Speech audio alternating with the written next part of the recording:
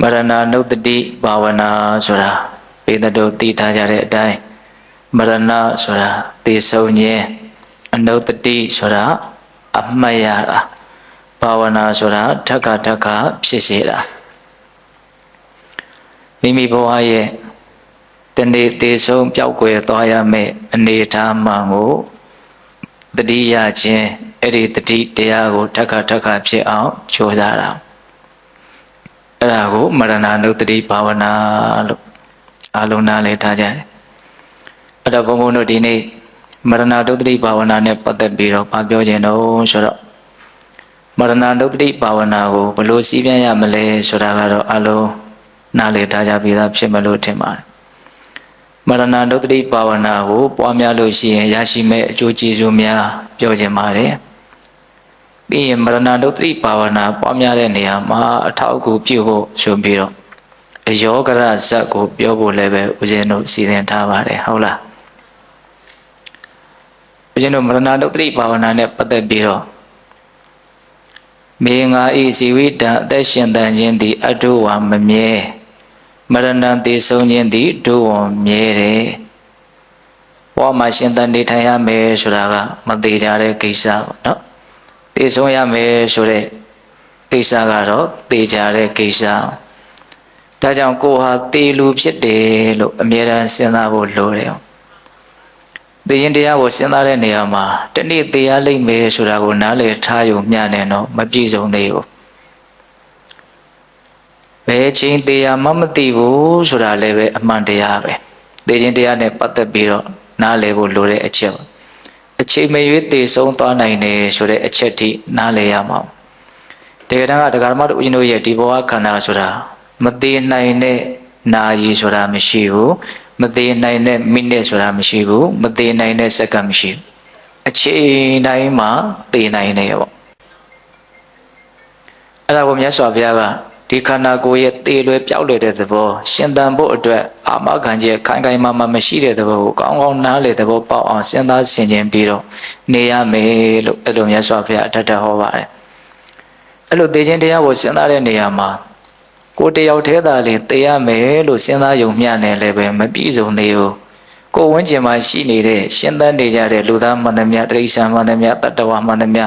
အလုံးဟာသေဆုံးကြရမယ့်တရားတွေကြီးပဲလို့လည်းပဲစဉ်းစားဖို့လိုတယ်အဲ့ဒါဘုန်းဘုန်းတို့ပြောတာကိုပေတတို့သတိထားမိမယ်ထင်ပါတယ်ဒီနေ့သေရလိမ့်မယ်ဆိုတာကိုသိယုံမျှနဲ့မပြည့်စုံသေးဘူးအချိန်မရွေးသေနိုင်တယ်လို့သိဖို့လိုအပ်တယ်တတ္တဝါတိုင်းသေရလိမ့်မယ်လို့သိဖို့လည်းလိုအပ်တယ်နှစ်ချက်ပါနော်မိမိဘဝသေဆုံးခြင်းကိုအမှတ်ရခြင်းအဖြစ်မိမိဘဝရဲ့အနှစ်သာရကင်းမဲ့ပုံကိုနားလည်နိုင်တယ်သူတော်ဘဝတွေရဲ့သေဆုံးရမယ်ပျက်စီးရမယ်ဆိုတဲ့အချက်ကိုသတိရခြင်းအဖြစ်ဘဝမှန်တယ်များဘယ်ဘဝမှအနှစ်သာရမရှိဘူးလို့တလောကလုံးရဲ့အနှစ်သာရကင်းမဲ့ပုံကိုသိနိုင်တယ်ပေါ့အထင်ကြီးခြင်းအထင်သေးခြင်းဆိုတာတွေဟာပျောက်ကွယ်သွားနိုင်တယ်ပေါ့ကိုယ်လည်းသေရမယ်လူသူလည်းသေရမယ်လူဘာကြီးပဲဖြစ်လို့နေဒီနေ့သေကြရမှာနော်ဒါကြောင့်ဦးဇင်းတို့အရကဆရာကြီးကသူ့ရဲ့တပည့်တွေကိုဟောပြောဆုံးမတာရှိတယ်နော်အရကဆရာကြီးဆိုတာလည်းဘုရားလောက်မှာပဲပြမနာအိုသူတော်ကောင်းတို့တဲ့မနုဿာနလူသားတို့ရဲ့ဇီဝိတံအသက်ဆိုတာအပကံအလွန်မှနဲတယ်ပရိဒံအလွန်မှတိုတယ်လဟုကံအလွန်မှမြန်တယ်တဲ့သူသုံးချက်ပြောတယ်နော်အသက်နဲ့ပတ်သက်ပြီးတော့တတ္တဝါတွေရဲ့အသက်လူသားတွေရဲ့အသက်အထူးသဖြင့်လူတွေရဲ့အသက်ပေါ့နော်အလွန်တရာမှဘာလို့နေပါတယ်တဲ့အပကံအများကြီးမဟုတ်နော်ပရိဒံအလွန်မှတိုတယ်အရှိကြီးမဟုတ်လဟုကံအလွန်မှမြန်တယ်တဲ့အကြာကြီးမဟုတ်သူကန့်ထားတဲ့စကားလုံးလေးတွေပါအတိပ္ပယ်ဖော်နိုင်ဖို့လိုတယ်ဟုတ်လားပရိဒံတိုတယ်ဆိုတော့မရှိဘူးပေါ့နော်အပကံနဲတယ်ဆိုတော့မများဘူးလဟုကံမြန်တယ်ဆိုတော့မကြာဘူးလို့ဒါပြောတာအဲ့ဒါကိုကစဉ်းစားပြီးတော့ဘဟုဒုက္ခံဘဟုပါယတမန္တာယဗုဒ္ဓဗံကတ္တဗံကုသလံစရိတဗံဗြဟ္မစရိယနတ္ထိဇာတတအမရဏံသူပြောတဲ့စကားလုံးလေးတွေကတလုံးမှပြည့်ရစရာမရှိနော်ဘဟုဒုက္ခံအခုရထားတဲ့ဘဝဆိုတာအလွန်မှဆင်းရဲများတယ်တဲ့ဒါမြင်အောင်ကြည့်တတ်ဖို့တော့လိုတယ်ပေါ့နော်ဆင်းရဲများတယ်တဲ့ဘဟုဒုက္ခံ ဘဟုပါယတံပင်မမှုလည်းများတယ်နော်ရှင်သန်ဖို့အတွက်ရုန်းကန်ရတဲ့အနေထားဒါအပေါ်ယံရုန်းကန်ရတဲ့အနေထားလောက်တင်မြင်လို့တော့မပြည့်စုံဘူးနော်တလက်ဆက်ဒီခန္ဓာကိုယ်ရှင်သန်ရေးအတွက်အသက်ရှူသွင်းနေရတဲ့အလုပ်နော်အစာအာဟာရဝါမျိုးနေရတဲ့အလုပ်အဲ့ဒါတွေရဲ့နော်နည်းနည်းတဲ့ဒီခန္ဓာကိုယ်ရှင်သန်ရေးအတွက်လုပ်နေရတဲ့အနေထားတွေထိတွင်ပေါက်ပြီးတော့သိနိုင်မြင်နိုင်ဖို့လိုတယ်နော်အချိန်တိုင်းအစံရှိတာမရှိတာနဲ့မကွာဟိုမဆိုင်တော့ဘူးနော်အတန်မွေးဝမ်းကြောင်းမှုချောင်းတာမချောင်းတာနဲ့မဆိုင်တော့ဘူးအသက်ကြီးတာငယ်တာနဲ့မဆိုင်တော့ဘူးကျန်းမာရေးကောင်းတာမကောင်းတာနဲ့မဆိုင်တော့တတ္တဝါတိုင်းဟာရှင်သန်ဖို့ဆိုတာယုံကံရတဲ့သဘောရှိတယ်ပင်ပန်းတဲ့သဘောရှိတယ်ဆင်းရဲတဲ့သဘောရှိတယ်ဘဟုဒုက္ခပင်ပန်းမှုဆင်းရဲမှုအလွန်များတယ်ဘဟုပါယတံပင်ပန်းမှုအလွန်များတယ်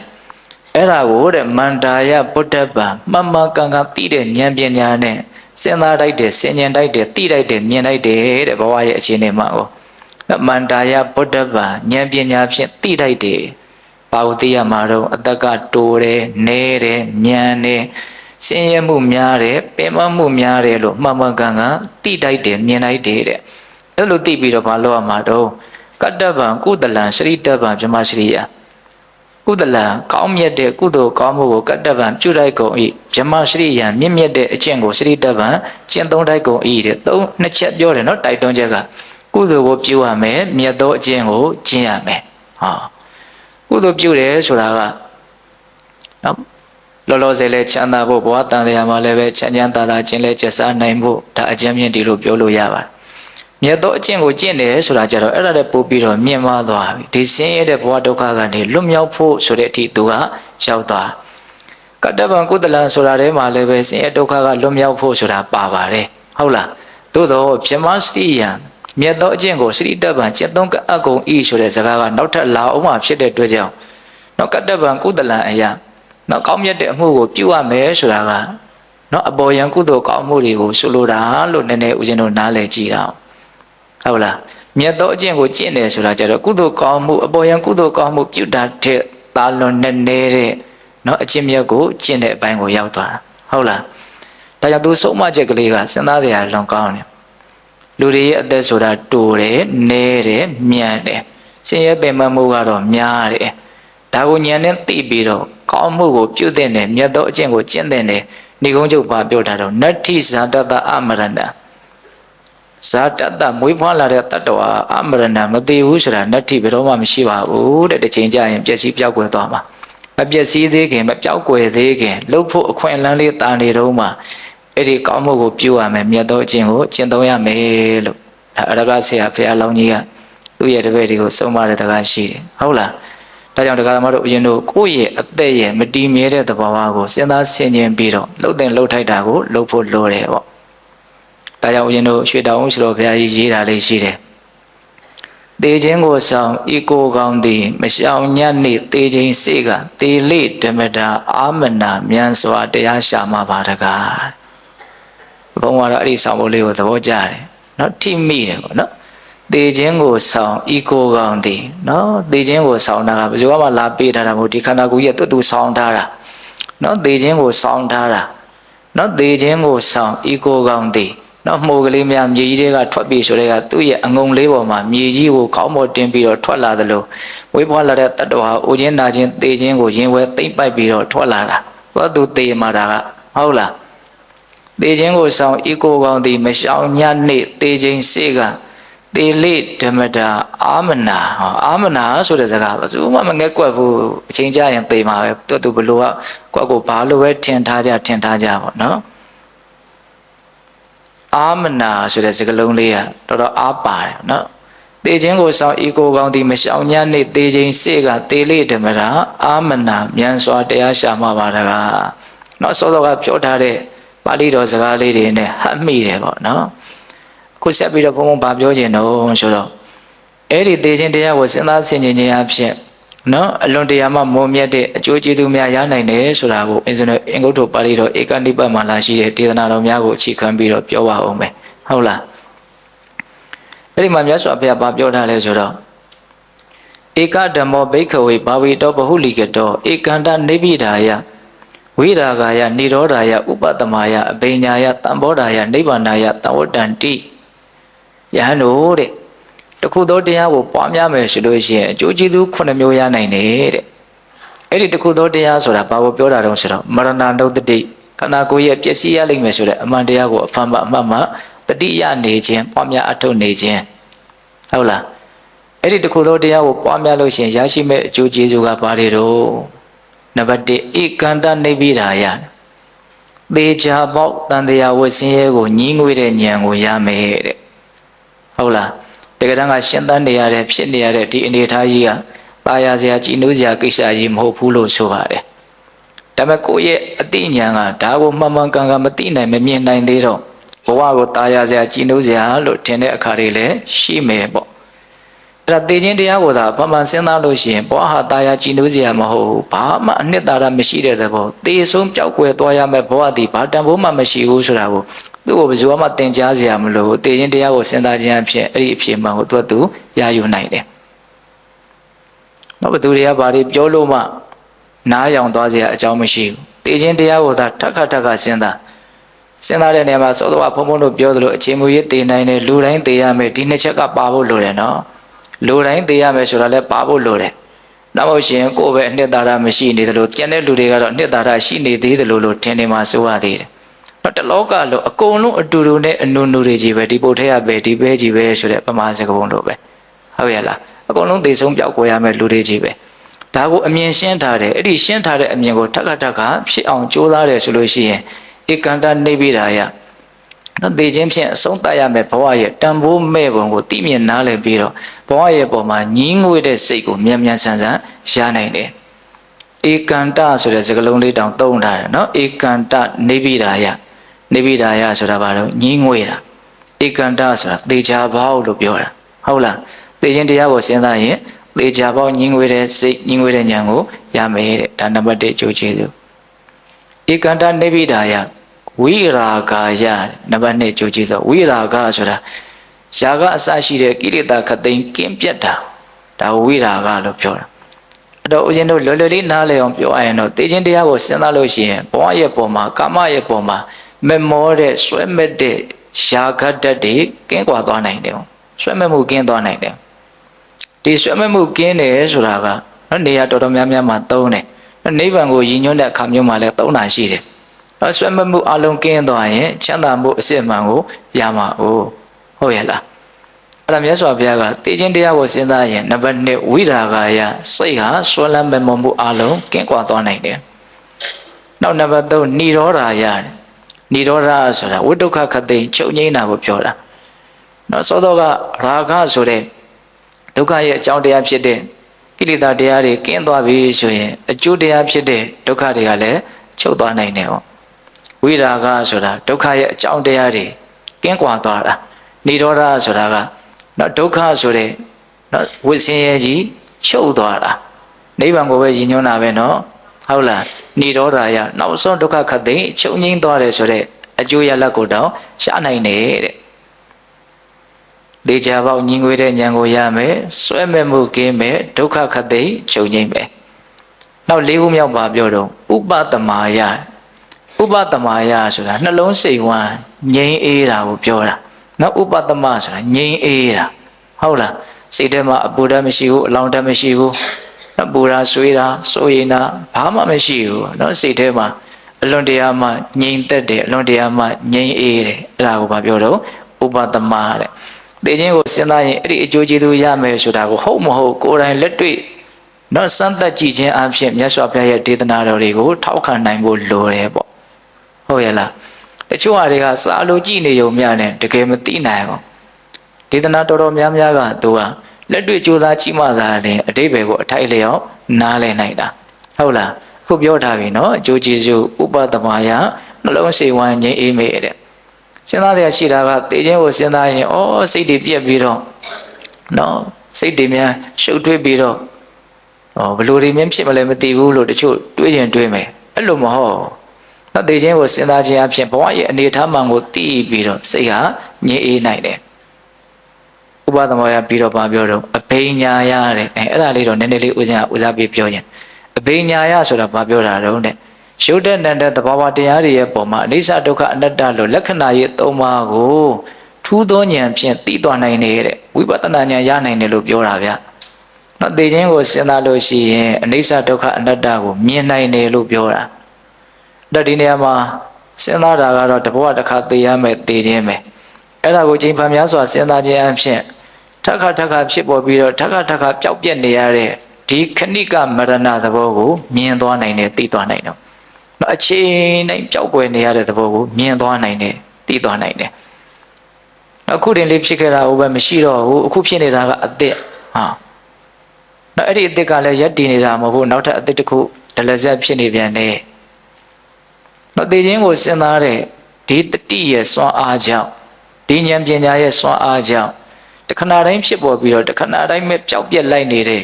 ့နော်အလွန်အနုစိတ်တဲ့အနိစ္စသဘာဝကိုသိသွားနိုင်တယ်မြင်သွားနိုင်တယ်ဒါကိုလည်းပဲလက်တွေ့ကြိုးစားခြင်းအဖြစ်ထောက်ခံနိုင်အောင်အားထုတ်ကြည့်ရမယ်ပေါ့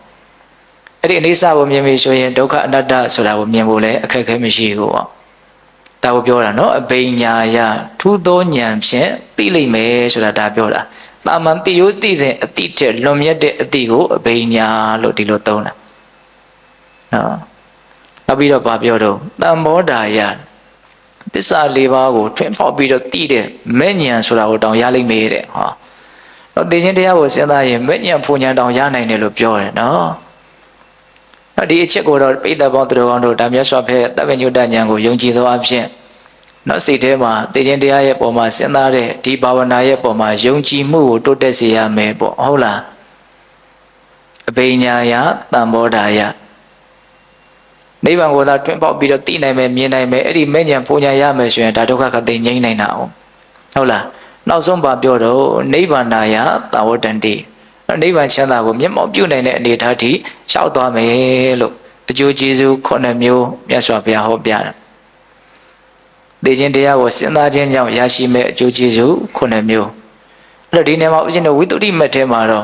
့နော်သိခြင်းတရားကိုစဉ်းစားပုံစဉ်းစားနည်းကိုနီးမျိုးစုံနဲ့သင်ကြားပေးတာရှိတယ်နော်ရှေးကဖြစ်ခဲ့ကြတဲ့ဘုံကံကြီးမာတဲ့လူတွေပစ္စည်းဥစ္စာပေါ်များခဲ့တဲ့လူတွေအသက်ရှည်ပါတယ်ဆိုတဲ့လူတွေဘယ်လိုလူတွေဘယ်လိုတတ္တဝါတွေပဲဖြစ်ဖြစ်အားလုံးသိဆုံးသွားကြတယ်ဘယ်သူမှရှောင်လွှဲလို့မရဘူးအခုဖြစ်နေကြတဲ့လူတွေလည်းအားလုံးသိဆုံးပျောက်ကွယ်သွားမယ်ဆိုတာအလွန်မှသိကြတယ်နောက်ဖြစ်လာအောင်ပဲတတ္တဝါတွေအကုန်လုံးလည်းပဲဒီလိုပဲသိဆုံးပျောက်ကွယ်သွားရမယ်ဆိုတာလေအလွန်မှတန်တရားမရှိလောက်အောင်စိတ်ထဲမှာရှင်းတယ်အဲ့ဒီရှင်းထားတဲ့ရှင်းမှုကိုထပ်ခါဖြစ်စေဖို့ပဲကြိုးစားရမှာနားတော့လဲပြီးသားသိရမယ်ဆိုတာဘယ်သူမှတန်တရားမရှိဘူးဘယ်ချိန်တရားမှမသိဘူးဆိုတာကိုလည်းတန်တရားမရှိပါဘူးဟုတ်တယ်သိခြင်းတဲ့ချိန်သိမှာပဲလေရှင်သန်ဖို့အတွက်ထောက်ပံ့နေတဲ့အကြောင်းတရားတွေချွတ်ယွင်းသွားတာနဲ့သိရမှာကိုမသိတဲ့ရှင်တယ်ဆိုတာကိုယ့်လက်ထဲရှိတာမဟုတ်ဘူးအကြောင်းတရားတွေရဲ့လက်ထဲမှာရှိတာကိုဟုတ်တယ်မို့လားအဲ့ဒီအကြောင်းတရားတွေရဲ့လက်ထဲမှာရှိတယ်ဆိုတာကိုစဉ်းစားကြည့်ရင်ချိန်မွေးသိနိုင်တယ်ဆိုတာကိုမှန်းဆလို့ရတယ်ဟောဒါအထူးသဖြင့်အကြောင်းတရားတွေကိုစဉ်းစားတဲ့နေရာမှာဦးဇင်းတို့ကံအကြောင်းတရားကိုဦးစားပေးပြီးတော့စဉ်းစားကြည့်သိခြင်းတယ်တတ္တဝါတိုင်းဟာကံအကြောင်းတရားပေါ်မှာအဓိကအမိပြုပြီးတော့ဖြစ်နေကြတာကိုယ့်ရဲ့ရုပ်ရည်ကိုယ့်ရဲ့ဉာဏ်စွမ်းကိုယ့်ရဲ့ကျမ်းမာရေးအခြေအနေတော်တော်များကြီးကအဲ့ဒီကံတရားကနော်ဖန်တီးထားတဲ့အနေအထားတိုင်းဖြစ်နေတာအလွန်လည်းမြင်နိုင်ခဲ့တယ်မြင်နိုင်ခဲ့ပေမဲ့လို့အလွန်အားကြီးတဲ့အကြောင်းတရားပဲကံတရားဆိုတာတော့မြင်ဖို့လွယ်တဲ့အကြောင်းတရားကဘာလဲလို့မေးရင်အာဟာရပေါ့နော်အခုရှင်းသန်းနေတယ်ဆိုတာအာဟာရကိုအကြောင်းပြုပြီးတော့ရှင်းသန်းနေတယ်ဆိုတာကိုလည်းနားလည်ဖို့လိုတယ်ဒါတော့တချို့တွေးကြည့်မှသိတာနော်တခါလေးမသိဘူးဟုတ်လားငါရှင်းနေတယ်လို့ထင်တာအာဟာရကိုကျေးဇူးတင်ရမှကိုမသိဘူးအာဟာရကျေးဇူးရှင်လို့ကိုမတွေးမိဘူးတကယ်တမ်းကအခုဒီဖြစ်နေတာကြီးကွာဆိုအာဟာရရဲ့အကျိုးဆက်ကြီးပဲအဓိကဒါပေမဲ့ပုံမှန်တန်ဘယ်လောက်နေရမလဲကျန်းမာရေးအခြေအနေဘယ်လိုလဲစိတ်နေသဘောထားဘယ်လိုလဲဘယ်လိုပတ်ဝန်းကျင်နဲ့တွေ့နေရတာလဲဒါတွေကတော့များသောအားဖြင့်ကံအကြောင်းတရားကသူ့အတူစီမံမိတာဟုတ်တယ်မဟုတ်လား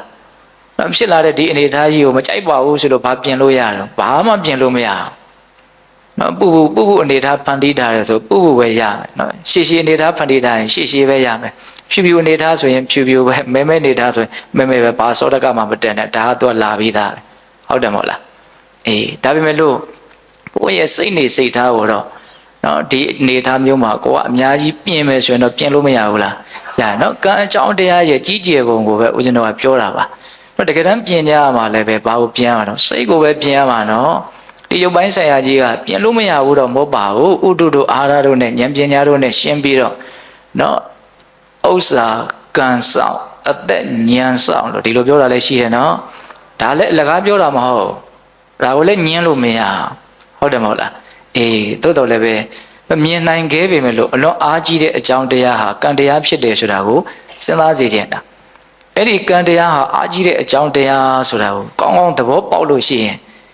ဘယ်လောက်မြန်နေခွင့်ပါလာလဲမသိဘူးဒါလေးကိုတစ်ချက်လှမ်းပြီးတော့စဉ်းစားကြည့်သေးခြင်းတယ်ဘယ်သူမှမသိနိုင်ဘူး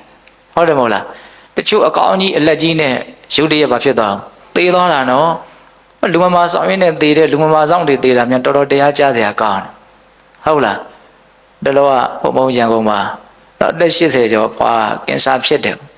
ဟာသူသမီး60ကျော်ကလူနာဆောင်တယ်အဲ့ဒီ60ကျော်ကလူနာဆောင်ရင်းနဲ့သေသွားတယ်ဟုတ်လားမထင်ရဘူးပေါ့နော်မအေးရလည်းထင်မှာမဟုတ်ဘူးသမီးကလည်းထင်မှာမဟုတ်အဲ့တော့ဘယ်သူကအရင်သေးမယ်ဘလို့ဖြစ်မယ်ဘာမှတိကျတဲ့ရေရတဲ့သတ်မှတ်ချက်မရှိဘူးမသီးလာတဲ့အသီးတွေဟာနော်ဘယ်အသီးဟာဘယ်ချိန်ကျွေမယ်လို့သူတို့မှဒိတ်တက်ထားတာမရှိဘူးဟုတ်လားစဉ်းစားတော့မှဲ့မှာပဲကျွေရမယ်ရှင်းမှာပဲကျွေရမယ်လို့ကန့်သက်ချက်မရှိဘူးအမေတဝင်းဝင်းအကင်းတဖြုတ်ဖြုတ်တဲ့ဗမာစကားလုံးလည်းရှိတယ်ဟုတ်တယ်မဟုတ်လားအကင်းလေးနဲ့ကျွေးသွားတာတွေလည်းအများကြီးရှိတာပဲလေဟုတ်လားဘယ်ချိန်ကျွေးရမလဲဆိုတာကိုတိကျရေရတဲ့သတ်မှတ်ချက်မရှိသလိုဘဝဟာလည်းပဲမဖြစ်ပေါ်လာတဲ့တတ္တဝါတိုင်းဟာဘယ်ချိန်ပျက်စီးရမလဲဆိုတာဘယ်သူမှမသိဘူးဒါပေမဲ့ကိုတော့ငယ်ငယ်ရွယ်ရွယ်သေရမယ့်စင်းတွေကိုထည့်မထားတာတော့အမှားပဲဟုတ်တယ်မဟုတ်လားထည့်မထားဘူးနော်အဲ့ဒါတခုစဉ်းစားရရှိတာအဲ့ဒီငယ်ငယ်ရွယ်ရွယ်သေသွားတဲ့လူတွေလည်းထည့်မထားကြဘူးဆိုတာကိုစဉ်းစားရဟုတ်တယ်မဟုတ်လားငငယ်ရွယ်သေးသွားတဲ့လူလည်းသူတို့လည်းစင်းတွေကိုထည့်မထားဘူးကိုယ်လည်းစင်းတွေကိုမထည့်ဘူးဒါပေမဲ့နော်အကြောင်းတိုက်ဆိုင်ရင်တော့အားသွားရမှာပဲနော်လူတွေဟာရုပ်နဲ့ကိုလှုပ်ရှားရှိတာကိုလှုပ်နေကြတယ်တဲ့အဲ့ဒါသေမင်းကတော့တယောက်ချင်းကိုရွေးပြီးတော့ရွေးထုတ်ပြီးတော့သွားတယ်ကျန်ရတဲ့လူတွေဘလို့ပဲကျန်တယ်အဲ့ဒါသူကိစ္စမဟုတ်နော်တန်လာတုတ်တံမှာမြတ်စွာဘုရားအဲ့ဒီတိုင်ဟောတာရှိတယ်ဟုတ်လားတယောက်ချင်းကိုဘာလုပ်သွားတော့ရွေးထုတ်သွားတယ်တဲ့အကုန်လုံးပတ်သက်တဲ့အတိုင်းဝိုင်းလဲပိုးလောင်ပြီးတော့နေရပေါ့ဟုတ်လားလောကရဲ့သဘောကဒီတိုင်းပဲနော်အဲ့တော့ကိုကအပေါ်ယံလေးကြည့်လိုက်ရင်တော့လောကကြီးကနော်အစဉ်ပြေသွားနေတယ်လို့ကြီးလို့ထင်ရတယ်အကုန်လုံးလည်းပဲတော့ရှင်သန်ပြီးတော့သူအစဉ်ပြေပြီးတော့လောကကြီးကပုံမှန်ပေါ့လေတကယ်ထဲဝင်ကြည့်လိုက်တဲ့ခါကျတော့ကျင့်တဲ့ဆရာအနေထားမျိုးနဲ့သွားနေတာမဟုတ်ဘူးဟုတ်လားဒါကြောင့်ဦးဇင်းတို့စေယုံစေကန်းတွေကိုမကြာခဏသွားတဲ့နဲ့သုတ်တန်သင်္ချာကိုလည်းမကြာခဏသွားတဲ့နော်စေယုံစေကန်းသွားခြင်းအဖြစ်ဒီခန္ဓာကိုယ်ရဲ့နော်အမခံချက်မရှိဘူးနော်ပျက်စီးလွယ်ပုံအနာတရဖြစ်လွယ်ပုံတွေကိုစဉ်းစားကြည့်တဲ့နဲ့ဟုတ်လားသင်္ချိုင်းကိုသွားခြင်းအဖြစ်နောက်ဆုံးတော့လည်းပဲဒီဘုရားဆက်ရမှာပဲလို့ဘဝခန္ဓာရဲ့အနေအထားမှန်ကိုသဘောပေါက်တဲ့နဲ့ဒါတွေနဲ့မျှပြီးတော့ဘဝမှာနေတဲ့နဲ့ဟုတ်တယ်မဟုတ်လားနော်ရှင်တန်ရမယ့်အနေထားလေးကိုပဲကြည့်ပြီးတော့ကိုယ်စိတ်ကူးနဲ့ကိုဘယ်လိုလုပ်မယ်ဘယ်လိုကိုင်မယ်ဘဝရှေ့ဆက်ပြီးတော့ဘယ်လိုနေမယ်ဆိုတာကြီးပဲစိတ်ထဲမှာရှိနေလို့ဘယ်နည်းနဲ့မှမမျှတာသဘောပေါက်ရဲ့လားအဲ့လိုဆိုရင်တော့လောဘဒေါသမောဟတို့တည်တာနဲ့အလွန်အားကြီးလာလိမ့်မယ်ဟုတ်လားလောဘဒေါသမောဟအားကြီးလာရင်ဘယ်သူဆင်းရဲမှလဲလို့မင်းကိုယ်ပဲဆင်းရဲရလိမ့်မယ်သဘောပေါက်ရဲ့လားဒါကြောင့်ပေးတဲ့ပေါင်းသူတော်တို့ဘဝမှာနေဖို့ကြီးစဉ်းစားရုံများနဲ့မပြည့်စုံဘူးသေဖို့လည်းပဲစဉ်းစားရမယ်သူလည်းအမှန်တရားပဲဟုတ်တယ်မဟုတ်လားဒါကြောင့်ဦးဇင်းတို့ပေးတဲ့ပေါင်းသူတော်တို့တော့သေခြင်းတရားကိုစဉ်းစားဆင်ခြင်တဲ့နေရာမှာအချိန်မရွေးသေနိုင်တယ်ဆိုတာအရေးကြီးပါရမယ်လူတိုင်းသေရလိမ့်မယ်ဆိုတာလည်းအရေးကြီးပါရလိမ့်မယ်ဓမ္မသာလည်းပြည့်စုံမယ်ပေါ့ဟုတ်လားအဲ့တော့ဦးဇင်းတို့အဲ့လိုမျိုးစဉ်းစားဆင်ခြင်တဲ့နေရာမှာအထောက်အကူပြုဖို့နော်အယောဂရဇတ်ဆိုတာကိုဦးဇင်းဆက်ပြီးတော့ပြောရမယ်အဲ့ဒီအယောဂရဇတ်မှာဘုရားလောင်းအယောဂရမင်းသားသိခြင်းတရားနဲ့ပတ်သက်ပြီးတော့သူမြင်ထားတာသိထားတာလေးတွေကိုပြောထားတာကိုအယံသဘောကျတယ်ဟုတ်လားအဲ့ဒီဇတ်တော်ကမြတ်စွာဘုရားမြင့်မြတ်သောတောထွက်တော်မူခြင်းကိုယဟန်တွေကချီးမွမ်းကြလို့အဲ့ဒါကိုအကြောင်းပြုပြီးတော့မြတ်စွာဘုရားကပါရမီရင့်မာတဲ့အခုချိန်ကာလတောထွက်တာအံ့ဩစရာမဟုတ်သေးဘူးပါရမီနုစဉ်အခါကာလကရှိသမျှစီးစိမ်အလုံးစွန့်ပြီးတော့ထွက်တော်မူနိုင်တာအံ့ဩစရာရှိတယ်ဆိုပြီးတော့အယောဂရဇတ်ကိုဟောတာအယောဂရဇတ်ဆိုတာအယောဂရဆိုတာတန်လှောင်အိမ်လို့အဓိပ္ပာယ်ရတယ်ဒီဇတ်တော်တချို့ကြားဖို့ကောင်းကြားဖို့လိမ့်မယ်ဇတ်တော်ကနည်းနည်းလေးအပြောများတာလည်းရှိတယ်ဟုတ်လား ဒါပေမဲ့ဒီယောဂရမင်းသားပြောခဲ့တဲ့စကားတွေကိုတော့အจิตတုံးအသေးစိတ်ပြောတာတော့ဦးဇင်းကသိပြီးတော့မကြားဘူးတော့သူအများလည်းအများကြီးပဲဂါထာ20ကျော်လောက်ရှိတယ်ဦးဇင်းတို့လည်းအလွတ်မရပါဘူးနော်ဖတ်ကြည့်တော့တော်တော်ကောင်းတယ်ပေါ့နော်ငယ်ငယ်တုန်းကဒီတရားလေးကိုတစ်ခါဟောဦးတယ်နော်အလွတ်မကျက်နိုင်လို့စာရွက်ထဲရေးပြီးတော့အဲ့ဒီဥစ္စာကိုဟုတ်လားနော်တချို့အစာလေးတွေပေါ်ပြီးတော့အလွတ်ကျက်မှအလွတ်ရမှပြောရမယ်ဆိုရင်လည်းပဲတော်တော်နဲ့ပြောရတော့မှမဟုတ်တော့ဘူးဆိုပြီးတော့အဲ့ဒါစာလေးရေးသွားတယ်ဟုတ်လားအဲ့ဒီအယောဂရဇက်ကဘာပြောတာလဲဆိုတော့ဟိုတိုင်းပြည်တစ်ပြည်မှာဘုရင်ကြီးတစ်ပါးရှိတယ်အဲ့ဒါသူ့ရဲ့မိဖုရားကြီးကနော်ကိုလေးလက်ဝင်ရလို့မိဖွားပြီဆိုတော့အဲ့ဒီမွေးဖွားလာတဲ့သားကိုဘဝကရန်ညိုးရှိခဲ့တဲ့ဘယ်လူမှကလာပြီးတော့စားတယ်တဲ့စမ်းကြဲတဲ့ကိစ္စတွေပါပဲစားသွားရောမွေးလဲရတယ်အမြင်လိုက်ရတော့အဲ့ဒါနဲ့စိတ်ပြက်လက်ပြက်ပေါ့လေဒီလိုနဲ့မိမိပျောက်နေနေနောက်တစ်ခါတယောက်မွေးပြန်တယ်နောက်တစ်ခါတယောက်မွေးတော့လဲအဲ့ဒီဘလူးမကပဲလာပြီးတော့စားသွားပြန်နေတဲ့အဲ့ဒါနဲ့ဘင်းကြီးကမဖြစ်ချေဘူးဆိုပြီးတော့နောက်တစ်ခါမွေးရင်တော့အစားမခံနိုင်ဘူးဆိုတော့နောက်တစ်ခါမမွေးခင်အစောကြီးတွေကစပြီးတော့တန်လောက်အင်ကြီးအကြီးကြီးလှုပ်တယ်တဲ့6လတောင်ကြာတယ်တဲ့လှုပ်ရတာတန်လောက်အင်ကြီးအဲ့ဒါကိုဝင်ရပြီဆိုတဲ့ဆာမိဖုရားကိုအဲ့ဒီတန်လောက်အိမ်ထဲမှာထည့်ထားတယ်နော်အဲ့ဒီတန်လောက်အိမ်ထဲမှာပဲမွေးရတယ်အဲ့ဒါဘုရားလောင်းမွေးလာတာမွေးလာပြီဆိုတော့မိဖုရားကပြန်ထွက်လာတယ်ဘုရားလောင်းကိုတော့အဲ့ဒီထဲမှာပဲထားတယ်အဆောင်ချက်တွေနဲ့လောက်အိမ်ကြီးအကြီးဖြစ်မှာပေါ့ဘယင်ဆိုတော့လုတ်ပေမှာပေါ့အဲ့ဒါလိုနဲ့အဲ့ဒီတန်လောက်အိမ်ထဲမှာပဲနေရင်နဲ့16နှစ်သားအရွယ်ရောက်လာတဲ့အခါကျတော့ဘယင်ကြီးကသူ့ရဲ့သားကိုဌိနံစည်းစိမ်ကိုပေးမယ်ဆိုတော့အစီအစဉ်နဲ့စီမံကြတာသူကသာဌိနံစည်းစိမ်ကိုပေးမယ်လို့စဉ်းစားပြီးတော့ကြံစည်နေတာထဲမှာရှိနေတဲ့သားရဲ့စိတ်အနေထားကဘယ်လိုရှိတယ်ဆိုတာသူမသိဘူး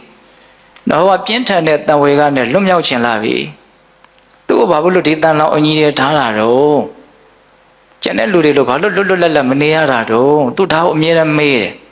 မေးတဲ့အခါကျတော့ဒီလိုဒီကြောင်းပဲမင်းရဲ့နောင်တော်တွေဘလူးစားသွားလို့မင်းလည်းစားသွားမှာဆိုလို့ဘုရင်ကြီးကဒီထဲထည့်ထားတာအဲ့တော့အဲ့ဒီအခြေအနေကိုအခြေခံပြီးတော့သူအများကြီးစဉ်းစားတယ်။အော်ငါသူများလို့လွတ်လပ်လည်းမနေရပါလား။အမိဝန်ကောင်းထဲမှာ6လလောက်ကျင်းမြောင်းနေခဲ့ရတယ်အခုဆက်ပြီးတော့လည်းပဲဒီတန်လောက်အကြီးထဲမှာနေရတယ်ပြီးတော့ဘာဆက်ဖြစ်မှာတော့ပြီးတော့လည်းဒီလိုပဲအိုးပြီးနာပြီးတော့သိရမှာပဲဟုတ်လားအဲ့တော့ကြံတဲ့အချိန်လေးမှာငါဒီလိုကြီးတော့မနေနိုင်ဘူးနော်စွန့်စားမှုဆိုတာကိုလည်းဝါသနာပါတာလည်းဖြစ်မလို့အရင်ထင်တယ်ဟုတ်လားကျန်တဲ့အချိန်မှာသူဘာလုပ်မလဲဆိုမြင့်မြတ်တဲ့အကျင့်ကိုကျင့်နိုင်ဖို့အတွက်ဒီအရာအလုံးကိုငါစွန့်ခွာမယ်လို့သူဆုံးဖြတ်ထားတယ်တကယ်တမ်းကသူဟာဘယင်သားပဲရှင်ဘင်ဖြစ်မှာနော်ဒါပေမဲ့အဲ့ဒီအနေထားကိုဘာလုပ်မှာတော့စွန့်မယ်ဘာအတွက်စွန့်မှာတော့အဲ့ဒါတည်းမြင့်မြတ်တယ်လို့သူယူဆထားတဲ့သူယုံကြည်ထားတဲ့ကောင်းတဲ့အလုပ်တွေကိုလုပ်နိုင်ဖို့အတွက်စွန့်မှာပါတော့ကောင်းတဲ့အလုပ်ကိုလုပ်ဖို့ဆိုတာလည်းပဲအခြေအနေကောင်းတွေဖန်တီးနိုင်ဖို့ကလိုသေးတာဟုတ်ဗျဟုတ်တယ်မဟုတ်လားတော့လူတယောက်မှအိမ်အောင်ရှိတာနဲ့မရှိတာကောင်းတဲ့အလုပ်ကိုလုပ်ဖို့အခွင့်အရေးရတာမရတာမတူဘူးတော့ဒါကြောင့်လူပြိုကြီးအပြိုကြီးများကနော်အခွင့်အရေးအိမ်အောင်ရှင်များတဲ့အများကြီးတာတယ်ကောင်းတာကိုစိတ်ဝင်စားရင်ပြောတာနော်ကောင်းတာစိတ်ဝင်စားပဲနဲ့အခြေအနေဖြစ်နေတာမျိုးဆိုရင်တော့သိမလွယ်ဟုတ်လားတချို့လူပြိုကြီးအပြိုကြီးတွေကတူတွေတူမတွေပေါ်မှာအာသမီးတွေတဲ့တောင်ပို့ပြီးတော့တန်ရောစင်ရှိနေတာရှိသေးတယ်အဲ့ဒါကတော့တော်တော်ကိုပဲအခြေအနေကိုအသုံးချတတ်တဲ့လူလို့ပြောရမယ်ဟုတ်လားတကယ်စဉ်းစားကြည့်လို့ရှိရင်အဲ့ဒါကနော်အလွန်ကောင်းမွန်တဲ့အခြေအနေတစ်ခုပဲအမြတ်သောအကျင့်ကိုကျင့်ဖို့နော်နည်းနည်းတာကိုစိတ်ဝင်စားတဲ့လူတွေအဖို့ကတော့အဲ့ဒါကအလွန်ကောင်းတဲ့အခြေအနေတစ်ခုလို့အရင်တင်တယ်ဟုတ်လားဘာမှရှင်းစရာမလိုပဲနဲ့အခြေအနေကိုကရှင်းနေတာနော်အိမ်အောင်ကျသွားပြီဆိုရင်တော့ဘာမဟုတ်တာတွေကရှုပ်နေတာအဲ့ဒီအရှုပ်တွေနဲ့ပဲလှုပ်ပြီးတော့ဘာဟုတ်တော့ဆိုတော့ဘာမှလည်းမဟုတ်ဒီလိုနဲ့ပဲရှုပ်နေတာရှေ့ကိုရောက်ဖို့ဆိုတာမပြောနဲ့တော့အဲ့ဒီမဟုတ်တဲ့အရှုပ်တွေရှင်းနေရတာနဲ့ကိုယ်ပဲခကြီးကမပါဒါကလက်တွေ့ပဲလေ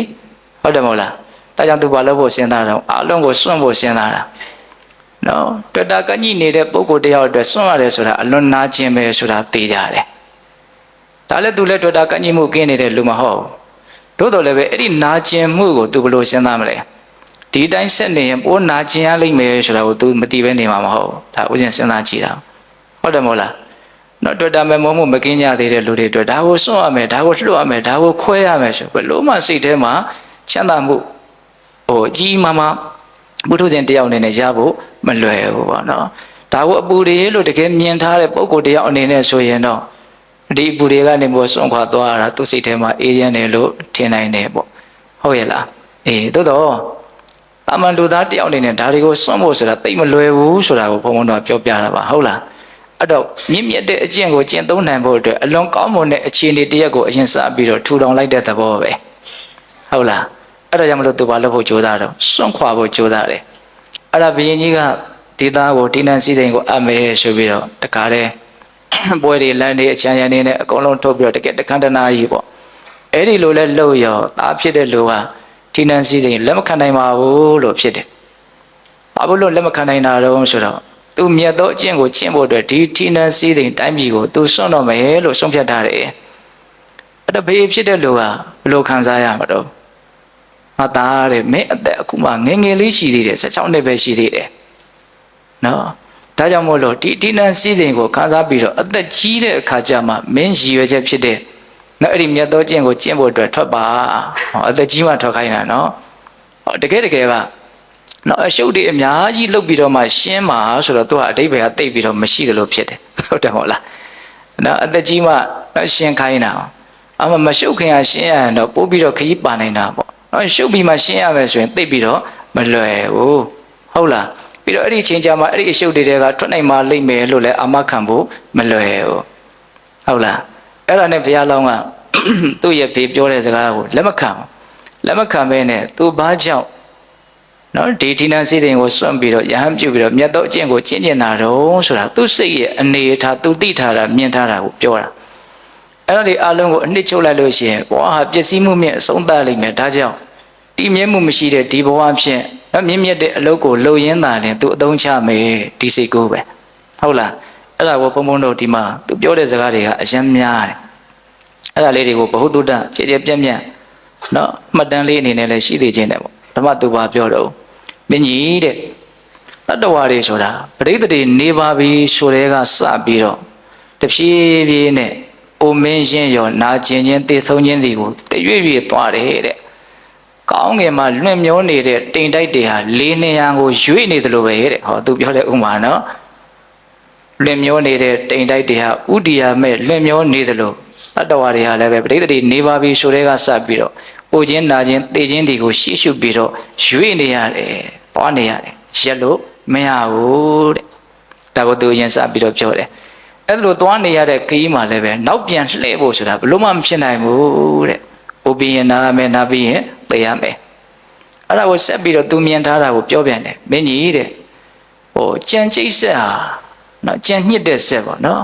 ်အဲ့ဒီရန်တရားဆက်ဟာသူ့ထဲကိုရောက်လာတဲ့ကြံတွေကိုအတင်းကျိတ်ချေပြစ်တယ်လို့နော်တဘာဝတရားကြီးဟာဖြစ်ပေါ်လာတဲ့တတ္တဝါတွေကိုအိုခြင်းနာခြင်းသေခြင်းဆိုတဲ့ဒီအကျက်တဲထဲမှာအမြဲထည့်ပြီးတော့ကြိတ်ချနေတယ်တဲ့ဘဝကိုကြံကြိတ်ခံနေရတယ်လို့မျိုးကိုသူကမြင်တာတက္ကမဦးဇင်းတို့တွေလိုက်ပြီးတော့မြင်နိုင်မှာတော့သိမလွယ်ဘူးပေါ့နော်ဘဝကိုကြက်တဲတယ်လို့မြင်တာကိုဘလို့ပုံဖော်တာတော့ကြံကြိတ်ခံနေရတယ်လို့မျိုးမြင်တာတခါတလေတော့လူတွေလည်းပြောကြပါတယ်နေရထိုင်ရတာကြက်တဲလိုက်တာဟုတ်လားသူ့လိုမပြောတဲ့လို့ပေါ့နော်စိတ်ထဲမှာတော့အဲ့လိုခံစားရတာမရှိဘူးလားနော်နေရထိုင်ရတာချက်တဲတယ်ဒါကိုသူပြောတာနော်ကြံညစ်တဲ့ရန်တရားဆက်ကိုရောက်နေတယ်လို့မျိုးဘဝကိုသူအဲ့ဒါလို့အောက်မေ့တယ်ပေါ့အဲ့ဒါဆက်ပြီးတော့သူပါပြောတော့မဟာရာဇမြတ်သောမင်းကြီးတဲ့ဧကိစေအချို့ကုန်သောရတ္ထာဓိပတိတိုင်းပြည်ကိုအစိုးရတဲ့ရှင်ဘုရင်တွေဟာစတုရင်ခိနေအင်္ဂါ၄ပါးနဲ့ပြည့်စုံတဲ့သူဘိန်တရူပံအလွန်ကြောက်မွက်ဖွယ်ကောင်းတဲ့သေနံစစ်တပ်ကြီးကိုပသက်ရှာလွှမ်းမိုးနှိပ်စက်ပြီးတော့ဇယန္တိအနိုင်ယူနိုင်ကြတယ်တဲ့တချို့တိုင်းပြည်အုပ်ချုပ်မင်းလုပ်ကြတဲ့ပုံကိုယ်တွေသူ့နိုင်ငံမှာအလွန်ကြီးမားတဲ့စစ်တပ်ကြီးတွေရှိတယ်အဲ့တော့တိုင်းပြည်ချင်းချင်းစစ်တိုက်ကြတာတွေရှိတယ်ရခြင်းလို့ပေါ့နော်အဲ့လိုညာတစ်ဖက်ကစစ်တပ်ကလည်းအလွန်ကြောက်မွက်ဖွယ်ရာကောင်းတဲ့စစ်အင်္ဂါ၄ပါးနဲ့ပြည့်စုံတဲ့စစ်တပ်ကြီးချီတက်လာတယ်ဒါပေမဲ့ကိုကသူ့ထက်ပိုပြီးတော့ကြီးမားတဲ့စစ်တပ်နဲ့အဲ့ဒီကြောက်မွက်ဖွယ်ကောင်းတဲ့အင်္ဂါ၄ပါးနဲ့ပြည့်စုံတဲ့စစ်တပ်ကြီးကိုပဲပြန်လွှမ်းမိုးပြီးတော့အနိုင်ယူလိုက်တယ်တဲ့အနိုင်ယူနိုင်တယ်နော်တေပိရာဇာပိထိုမင်းတို့တော်မလေးမစ္ဆုနောတေမိဤတေနံစစ်တီကိုဇိတုံအောင်ခြင်းကနဥဒ္ဒဟန္တိမစွမ်းနိုင်ကြဘူးတဲ့ဟောသူပေးတဲ့ဥမာနော်အလွန်ကြောက်မက်ဖွယ်ကောင်းတဲ့ရန်သူရဲ့စစ်တပ်တွေကိုအနိုင်ယူနိုင်တဲ့မင်းတွေတော်မှလည်းပဲတကယ်နော်ဒီခန္ဓာကိုယ်ကဖြစ်လာမဲ့သေမင်းရဲ့စစ်တပ်ကိုတော့သူတို့အနိုင်ယူပြီးတော့မတိုက်နိုင်ဘူးသူတို့သိကြလိမ့်မယ်လို့ပြောတာသူစပြီးတော့ပြောပုံကလေးနော်အ သူပြောတာတွေကနော်ဦးဇင်းတို့ပြောရရင်အခြေအဆက်အလွန်မိတယ်ပေါ့နော်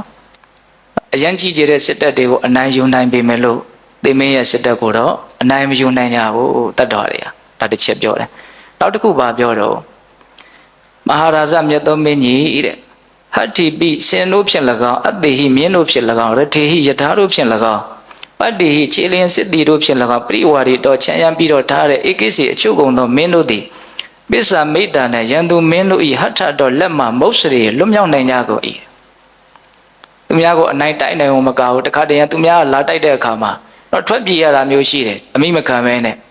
ဒါပေမဲ့ကိုယ့်ရဲ့စင်တက်မြင့်တဲ့ယထာတတ်တွေကိုအားကိုးပြီးတော့လွတ်အောင်ပြေးနိုင်တယ်ရန်သူရဲ့လက်ကနေလွတ်အောင်လုံနိုင်တယ်ပေါ့ဒါပေမဲ့လို့မစ္ဆုနောတေမင်းဤဟထတော်လက်မှမုတ်စီတုံလွတ်မြောက်ခြင်းကနာဥဒ္ဒဟံဒီမစွမ်းနိုင်ကြဘူးတဲ့စောစောကပြောတာကသူများကိုအနိုင်တိုက်နိုင်ပေမဲ့လို့တေမင်းကိုတော့အနိုင်မတိုက်နိုင်အခုပြောတာကသူများကလာတိုက်တာကိုသူများရဲ့ရန်သူရဲ့လက်ကလွတ်အောင်ပြေးနိုင်ပေမဲ့လို့တေမင်းရဲ့လက်ကတော့လွတ်အောင်မပြေးနိုင်ဘူးလို့ပြောတာဟုတ်လားဒါကိုသူပြောတယ်နော်ပြီးတော့ဗာဆက်ပြောတော့မင်းကြီးတဲ့အမုံရစ်တဲ့ဆင်ကြီးတွေရှိတယ်နော်အဲ့ဒီအမုံရစ်နေတဲ့အားအလွန်ကောင်းတဲ့ဆင်ကြီးတွေဟာတွေးသမျှအိမ်တွေကိုအတင်းနင်းချေတဲ့တွေးသမျှလူတွေကိုနင်းတက်တယ်သူတို့စွမ်းအားကြီးတယ်ပေါ့ဒါပေမဲ့လို့တေမင်းကိုတော့သူတို့နင်းတက်ခြင်းကမစွမ်းနိုင်ဘူးတဲ့ဒါသူမြင်ရတယ်ပြောနေတာအဲ့ဒီအချိန်မှာအဲ့ဒီမင်းသားပဲရွယ်တော့16နှစ်သားပဲရှိသေးရဲ့နော်အမုံရစ်တဲ့ဆင်ပြောင်ကြီးတွေဒါသူမြင်ဘူးမှာပေါ့ဟုတ်လားဒီလောက်အားကြီးတဲ့အကောင်ကြီးတွေလည်းသူများသာနင်းနိုင်တာပါသေမင်းကိုတော့သူတို့မနင်းနိုင်ကြဘူးလို့ဒါကိုသူပုံပေါ်အောင်ပြောတာဟုတ်လားနောက်ဆက်ပြီးတော့ဗာပြောတော့မင်းကြီးတဲ့ဟောဒီလောကကြီးမှာအလွန်သေးငယ်တဲ့ပြစ်မှတ်ကိုတောင်မှန်အောင်ပြစ်နိုင်ကြတယ်အလွန်ဝေးကွာတဲ့နေရာမှာရှိတဲ့ပြစ်မှတ်ကိုတောင်အမှန်ပြစ်နိုင်ကြတယ်လေးသမားတွေရှိတယ်အခဝေတိဟုတ်လားအလွန်စွန့်တက်တဲ့လေးသမားကြီးတွေရှိတယ်တဲ့နော်ဘလို့ပဲရန်သူပြစ်မှတ်ကိုထိမှန်အောင်ပြစ်နိုင်တော့လည်းပဲနော်သေမင်းဒီဟုသောရန်သူကိုတော့သူတို့ပြစ်နိုင်တယ်ဆိုတာမရှိဘူးလို့ပြောတာနော်ဘလောက်အစွမ်းတက်တဲ့လူပဲဖြစ်ဖြစ်သေမင်းကိုတော့သူတို့မှန်အောင်မချေမုန်းနိုင်ဘူးမပြစ်နိုင်ဘူးလို့ဒါသူမြင်တာလေးကိုပြောပြတာနော်ဒါတစ်ချက်ပြောတယ်နောက်တစ်ခုပါပြောတော့မင်းကြီးတဲ့ဒီလောကမှာရှိတဲ့နော်ရေအိုင်ကြီးတွေအကြီးကြီးတွေရှိတယ်နော်တော်တွေတောင်တွေအကြီးကြီးတွေရှိတယ်ကဘာမြေကြီးကြီးရှိတယ်အဲ့ဒါတွေအားလုံးဟာဒီနေ့ကျရင်ပျက်စီးသွားလိမ့်မယ်တဲ့နော်ဒီသေးငယ်တဲ့လူသားတွေကိုမဆိုထားနဲ့ပေါ့သူပြောချင်တာကနော်အလွန်ကြီးမားတဲ့ပျက်စီးမယ်လို့မထင်ရတဲ့နော်ခိုင်ခိုင်မာမာတိဆောက်ထားတဲ့အဲ့ဒီရေအိုင်ကြီးတွေတောတောင်တွေဒါတွေအားလုံးဟာလည်းပဲဒီနေ့ကျတော့ပျက်စီးသွားလိမ့်မယ်ဒါကြောင့်ဒါတွေမပျက်စီးခင်မှာအာတပြည့်တော်သည်ပပ္ပစိတ်တော်နော်လူဖြစ်ကိုစွန့်ပြီးတော့ယဟန်ပြုတ်ပြီးတော့နော်ဗြဟ္မရှိရမြတ်သောကျင့်ကိုစိတ်တာမိကျင့်အားလို့သူကအဲ့လိုပြောတာဟုတ်လားဒါကသူကတွေ့ကြုံနေရတဲ့နော်တဘာဝအနေအထားတွေနော်ဩကာသလောကကြီးရဲ့ပျက်စီးသွားမဲ့အနေအထားတွေကိုပြပြီးတော့သူမြင်ပုံကိုပြောပြတာဒါလည်းဦးဇင်းတို့တွေစဉ်းစားမယ်ဆိုတော့စဉ်းစားလို့ရတာပေါ့နေယူပြီးတော့လေကိုဘာတွေကိုဘလို့ပဲကြီးကျယ်တာတွေကိုတိဆောက်ထားတာမြင်ရအလုံးဟာပြီးရင်ဘာဖြစ်သွားရမှာတော့ပြတ်ပြတ်သွားကြမှာကြီးပါပဲနော်ပျက်စီးမှုဖြင့်အဆုံးမတတ်ရတဲ့နော်ဖြစ်ပေါ်ခြင်းဆိုတာတကယ်တမ်းကဘာမှမရှိပါဘူးဒါပေမဲ့ယုတ်တရက်တော့စိတ်ကအဲ့ဒီထိဉာဏ်ကမသွားနိုင်ဘူးပေါ့နော်အရန်ခိုင်ခိုင်မာမာခန်းခန်းနာနာကြီးတွေဆိုရင်စိတ်ကဘာဖြစ်တော့အထင်ကြီးတာပေါ့နော်အဲ့ဒီအထင်ကြီးမှုဘာကြောင့်ဖြစ်လဲလို့မေးပျက်စီးသွားမယ်ဆိုတဲ့အနေအထားမှန်ကိုမမြင်မိလို့ဒါကိုသူပြောတာနော်နောက်ဆက်ပြီးတော့ဗာပြောတော့မင်းကြီးတဲ့တတ္တဝါတွေရဲ့တန်တာမှာရှိနေတဲ့ဒီအသက်ကလေးကအလွန်မှပျက်စီးလွယ်တယ်တဲ့။ဘာနဲ့မြန်တူလဲဆိုလို့ရှိရင်အရက်မှုသမားဝတ်ထားတဲ့ပစိုးစားလိုပဲအမြဲတမ်းတုံ့လှုပ်နေတယ်။သူပြောတဲ့စကားဟုတ်လား။နော်အရက်မှုသမားဝတ်ထားတဲ့ပစိုးစားလိုတုံ့လှုပ်နေတယ်တဲ့။ပြီးတော့မြေကမ်းမှာကပ်ပြီးတော့ပေါက်နေတဲ့တစ်ပင်လိုပဲမရေရဘူးတဲ့။ကန္နာတစ်ပင်ဆိုတာသူသုံးတယ်။ဟုတ်လားအချိန်မရေမြည်ရထိုးတာကိုခံရပြီးတော့သူ့ရဲ့ဘဝပြောင်းလဲဟာမြန်ဆန်အချိန်မရွေးဖြစ်သွားနိုင်တယ်နော်ဦးဇင်းတို့လူလောကကြီးရဲ့အနေအထားတွေကိုကြဲပြန့်နော်စဉ်းစားကြည့်တဲ့နဲ့တချို့ရည်ရွယ်ချက်ကြီးနဲ့ပညာရေးလည်းတော်တယ်နော်အစသာရဘဝမှာနော်အညွန့်တလူနဲ့လောကီအမြင်ရပြောရမယ်ဒါလေးရှိတယ်ဆိုးရတဲ့ယောဂရပြီးတော့ဘာမှမလုပ်လိုက်ရဘဲနဲ့ရည်စည်းသွားတဲ့တေသွားတဲ့လူငယ်လေးတွေအများကြီးမရှိဘူးလားရှိတယ်မထင်ရဘူးနော်မိဘတွေအနေနဲ့ဘယ်လိုခံစားရမလဲကာယကံရှင်နေနဲ့ဘယ်လိုခံစားရမလဲတော့ရည်ရွယ်ချက်ကတစ်မျိုးဖြစ်လာတာကတစ်မျိုးဒါကြောင့်လောကကြီးကဖြစ်လာတာကတစ်မျိုးတတ္တဝါတွေထင်တာကတစ်မျိုးလို့မြတ်စွာဘုရားဟောတာလည်းရှိတယ် တကယ်ဖြစ်နေတာကတတ္တဝါတွေထင်တာနဲ့အလွန်မှခွာခြားတယ်လို့ဒီလိုလဲဟောတာရှိတယ်ဟုတ်ရဲ့လားကိုလည်းပဲသူကအဲ့ဒါကိုပြောတာနော်အမှုသမားဝတ်ထားတဲ့ပစိုးလို့ကဏ္ဍတစ်ပင်လို့တတ္တဝါတွေရဲ့အသက်ဟာအလွန်တရာမှတုံလှုပ်တယ်လို့သူပြောတယ်ဆက်ပြီးတော့ပြောပြန်တယ်မင်းကြီးတဲ့တစ်သီးတွေတည့်ရွက်တွေဟာအချိန်မရွေးကြွေခြင်းတယ်လို့ကြွေနေကြတာပဲတဲ့နော်ခုနကတော့နည်းနည်းပြောလိုက်တယ်ဟုတ်လားကြွေခြင်းတဲ့အချိန်တိတိကျကျရေးရရမရှိဘူးနော်ရေဘူးရအဖြစ်တော့ရင့်လာပြီးရောလာပြီးဝါလာပြီးဆိုမှပဲကြွေကြတာပေါ့သို့တော့အချိန်အရရကြောင့်မရင်ခင်မဝါခင်မရောခင်မှလည်းကြွေကြရတာမရှိဘူးလားရှိတဲ့တချို့ဆိုအညွန်ကလေးပို့ထုတ်ချတာနဲ့ကြွေကြသွားရောဟုတ်တယ်မို့လားအဲ့လိုပဲတတ္တဝါတွေရဲ့အသက်ဆိုတာနော်အချိန်မရွေးပျက်စီးနိုင်တယ်ဆိုတဲ့အနေအထားကိုသူမြင်တဲ့ဥပမာနဲ့သူပြောပြတာနော်တည်တည်ရွက်တွေဟာအချိန်မရွေးကြွေကြတယ်လို့တတ္တဝါတွေအချိန်မရွေးပျက်စီးနိုင်တယ်တဲ့ဆက်ပြီးတော့ပြောပြန်တယ်မင်းကြီးတဲ့ဒီလောကမှာပင်ကိုကမ္မစိတ်တိရှိတဲ့ဘီလူတွေတပတ်တွေပြိတ္တာတွေဆိုတာရှိတယ်တဲ့အဲ့ဒီဘီလူတွေကသူတို့ရဲ့ထွက်သက်နဲ့လူသားတွေကိုအသေးသက်နိုင်တယ်သူတို့စိတ်တူပြီးတော့လူတွေကိုအသေးသက်နိုင်တယ်သူတို့မှာကမ္မစိတ်တိကံကြောင့်ဖြစ်တဲ့တကူပါလာတယ်ဟုတ်လားအဲ့ဒီအစွမ်းနဲ့လူတွေကိုသူတို့တတ်နိုင်တယ်ဒါပေမဲ့လို့သူတို့ရဲ့ခန္ဓာကဖြစ်လာတဲ့ဒီနေ့သေရလိမ့်မယ်ဆိုတဲ့ပျက်စီးခြင်းဆိုတဲ့သေခြင်းတရားကိုတော့သူတို့မတတ်နိုင်ကြဘူးတဲ့သူတို့လည်းသူများကိုသာတတ်နိုင်တာဒါပေမဲ့သူတို့ကိုတတ်မဲ့အရာကိုတော့သူတို့ပြန်ပြီးတော့မတတ်နိုင်ကြဘူးဒါကြောင့်မို့လို့ပပ္ပစိတဝါယဟန်ပြုရဲ့ဓမ္မတရားကိုစိတ်တမ်းပြီးကျင့်အပ်ဒါတွေကတော့သူကအဆုံးမှာအမြဲတမ်းပါတယ်နောက်ဆက်ပြီးတော့ပြောပြန်တယ်မင်းကြီးတဲ့အဲ့လိုဘီလူတွေတကူရှိတဲ့နတ်တွေနော်အိဋ္ဌိပတ်နဲ့ပြည့်စုံတဲ့ကမ္မစိတ္တိပါတဲ့တတ္တဝါတွေကနော်လူတွေကိုနော်လွှမ်းမိုးဖြည့်ဆည်းပြီးတော့လူတွေကိုနှိပ်စက်လာတဲ့အခါမျိုးမှာနော်ဘီလူဖန်ဆားတဲ့အနေအထားမျိုးပေါ့နော်အဲ့ဒီလိုအခါမျိုးမှာနော်ဒီပညာရက်တွေကိုတက်ကြွတဲ့ဆေးဆရာတွေရှိတယ်ပေါ့အဲ့ဒီဆေးဆရာတွေကဒီဘီလူတွေကိုကျင့်တတ်အောင်တောင်းပန်စေသောအဖြစ်၎င်းဒါပေမဲ့စေဝါရန်တရားရဲ့အကူအညီတော့တော်၎င်းနော်ဒီဘီလူတွေရဲ့လက်ကနေလွတ်အောင်လုံနိုင်ပါတယ်တဲ့တချို့လှုပ်လည်းပေးကြတယ်ပေါ့ဒါပေမဲ့လို့သေခြင်းတရားသေမင်းရဲ့လက်ကတော့လွတ်အောင်သူတို့လည်းမလုံနိုင်ကြဘူးတဲ့ပြောသွားပုံတွေကသူအချိတ်ဆက်လေးနဲ့သူပြောတာနော်ဘီလူတွေဟာလူတွေကိုတတ်နိုင်တယ်ဒါပေမဲ့သေမင်းကိုတော့မတတ်နိုင်ဘူးဘီလူကတတ်တဲ့အခါမှာလူတွေကလွတ်အောင်လုံနိုင်တယ်ဒါပေမဲ့သေမင်းရဲ့လက်ကလွတ်အောင်တော့မလုံနိုင်ဘူးတဲ့အားလုံးရဲ့ပုံမှာလွှမ်းမိုးမှုရှိနေတယ်ဆိုတာကိုပုံအောင်ဒီမျိုးစုံနဲ့သူပြောနေတာပဲဟုတ်ရဲ့လားဆက်ပြီးတော့မပြောတော့မင်းကြီးတဲ့ဒီတိုင်းနိုင်ငံထဲမှာနောက်ခိုးရှိုးတောင်းကြမ်းနေတဲ့လူဆိုးတွေတခိုးတွေဓမြတွေရှိတယ်အဲ့ဒီလူဆိုးတွေတခိုးတွေဓမြတွေဟာသူများကိုနှိပ်စက်တယ်ဟုတ်လားသူများကိုနှိပ်စက်တဲ့အတွက်ကြောင့်ဒီဘယင်မင်းမြတ်ကဖမ်းပြီးတော့အဲ့ဒီလူဆိုးတခိုးတွေကိုတေတံပေးနိုင်တယ်ဒဏ်ထားနိုင်တယ်နော်လူဆိုးတခိုးတွေကိုဖမ်းမိလာပြီဆိုရင်အာနာပိုင်ဖွဲ့စည်းကမလုပ်နိုင်လဲဒဏ်ထားနိုင်တယ်မင်းထောင်တံဘလောက်တမဟုတ်သေးစားသေးစီလှုပ်လို့ရတယ်ဒါပေမဲ့သေမင်းကိုတော့အဲ့ဒီဘယင်မင်းတရားတွေဟာဓမ္မထားနိုင်ဘူးတဲ့။နော်လူစုတစ်ခုကသာဓာန်တက်လို့ရတယ်သေမင်းကိုတော့ဓာန်တက်လို့မရဘူးတဲ့။သူ့ရဲ့အထက်မှာလည်းပဲသူရှိနေတယ်ပေါ့ဆိုလိုတာကဟုတ်လား။ဆက်ပြီးတော့ပြောပြန်တယ်မင်းကြီးတဲ့။အဲ့ဒီလိုခိုးဆိုးတောင်းကြံနေတဲ့လူစုတစ်ခုတွေသူတို့ကိုဘယင်ကဖမ်းမိလို့မိသွားပြီဆိုရင်ခိုင်လုံတဲ့တက်သေးတက်ကာယနဲ့မင်းကြီးဒီအမှုကိုကျွန်တော်တို့မကျူးလွန်ပါဘူးဆိုပြီးတော့မင်းကြီးကိုကျင့်တတ်အောင်တောင်းပန်ပြီးတော့လွတ်အောင်လုပ်လို့ရတယ်တဲ့တချို့ဆိုရင်တော့တစိုးလက်ဆောင်ပေးပြီးတော့လွတ်အောင်လုပ်မယ်ဆိုရင်လည်းလွတ်အောင်လုပ်လို့ရတယ်ဒါပေမဲ့လို့တေမင်းရဲ့လက်ကတော့အဲ့ဒီလူဆိုးတွေဟာလွတ်အောင်မလုပ်နိုင်ဘူးတဲ့နော်အချိတ်အဆက်နဲ့ပြောတာနော်ဒါလည်းပဲဘယင်ဟာလူဆိုးတွေကိုတန်ထားနိုင်တယ်ဒါပေမဲ့တေမင်းကိုတော့တမထားနိုင်ဘူးလူဆိုးတစ်ခုတွေဟာဘယင်ရဲ့လက်ကနေပြီးတော့နီးမျိုးစုံနဲ့လွတ်အောင်ကြိုးစားနိုင်တယ်ဒါပေမဲ့တေမင်းရဲ့လက်ကလွတ်အောင်တော့မကြိုးစားနိုင်ဘူးလို့သူတာပြောတယ်နောက်ဆက်ပြီးတော့ဗာပြောတော့မင်းကြီးတဲ့ဟောဒီလောကကြီးမှာနော်ဘယ်လိုလူမျိုးကိုမှတေမင်းဆိုတာငက်ွက်တယ်လို့မရှိဘူးတဲ့နောက်သူကတော့ရှင်မင်းပဲသူကတော့ပညာတတ်ပဲဟုတ်လားသူကတော့ပတ်စံရှိတဲ့လူပဲအစရှိတဲ့ဖြင့်လက်လူတွေမမောနေတဲ့ဂုံအမျိုးမျိုးပိုင်းခြားထားတာအမျိုးမျိုးရှိတယ်အဲ့ဓာတွေကိုငဲ့နေတယ်ကွက်နေတယ်ဆိုတာဘယ်တော့မှမရှိဘူးတဲ့နော်အားနာတယ်ဆိုတာလည်းမရှိဘူးအချိန်ကြာရင်အလုံးကိုနော်ဒန်းတူရည်တူပဲမလုပ်သွားတော့ခေါ်ဆောင်တော့တာကြီးပဲဒါကတင်စားပြောနေတာနော်သေမင်းဆိုတာတနေရာမှာရှိနေတာမဟုတ်နော်တတ္တဝါအလုံးစီရဲ့တူးစီရဲ့သေမင်းဟာတူးစီရဲ့ခန္ဓာမှာပဲရှိနေတာ နော်သေမင်းကဘယ်မှာမှရှိနေတာကိုယ့်အတွက်သေမင်းကကိုယ်ခန္ဓာပဲဒီခန္ဓာကြီးကပဲဒီနေ့သေအောင်တတ်မှာပဲဟုတ်တယ်မဟုတ်လားသူများလာတတ်မှာမဟုတ်ဒီခန္ဓာကိုယ်ကြီးကိုယ်၌ကသူ့သူသေအောင်တတ်လိမ့်မယ်ဒါကိုပြောတာအဲ့ဒီအနေထားကိုဘလို့နီးနဲ့မှဘယ်သူမှရှောင်လို့မရဘူးဆိုတော့သူ့သူပုံပေါ်အောင်ပြောပြတာဟုတ်လားပြီးတော့ဗာဆက်ပြောတော့ဆိုတော့မင်းကြီးတဲ့အဲ့ဒီလောကကြီးမှာနော်အစွဲနဲ့ပြည်စုံတဲ့အာစွမ်းနဲ့ပြည်စုံတဲ့နော်ချင်းသေးတွေကြားတွေတစ်တွေဆိုတာရှိတယ်တဲ့အဲ့ဒီချင်းသေးတွေကြားတွေဟာ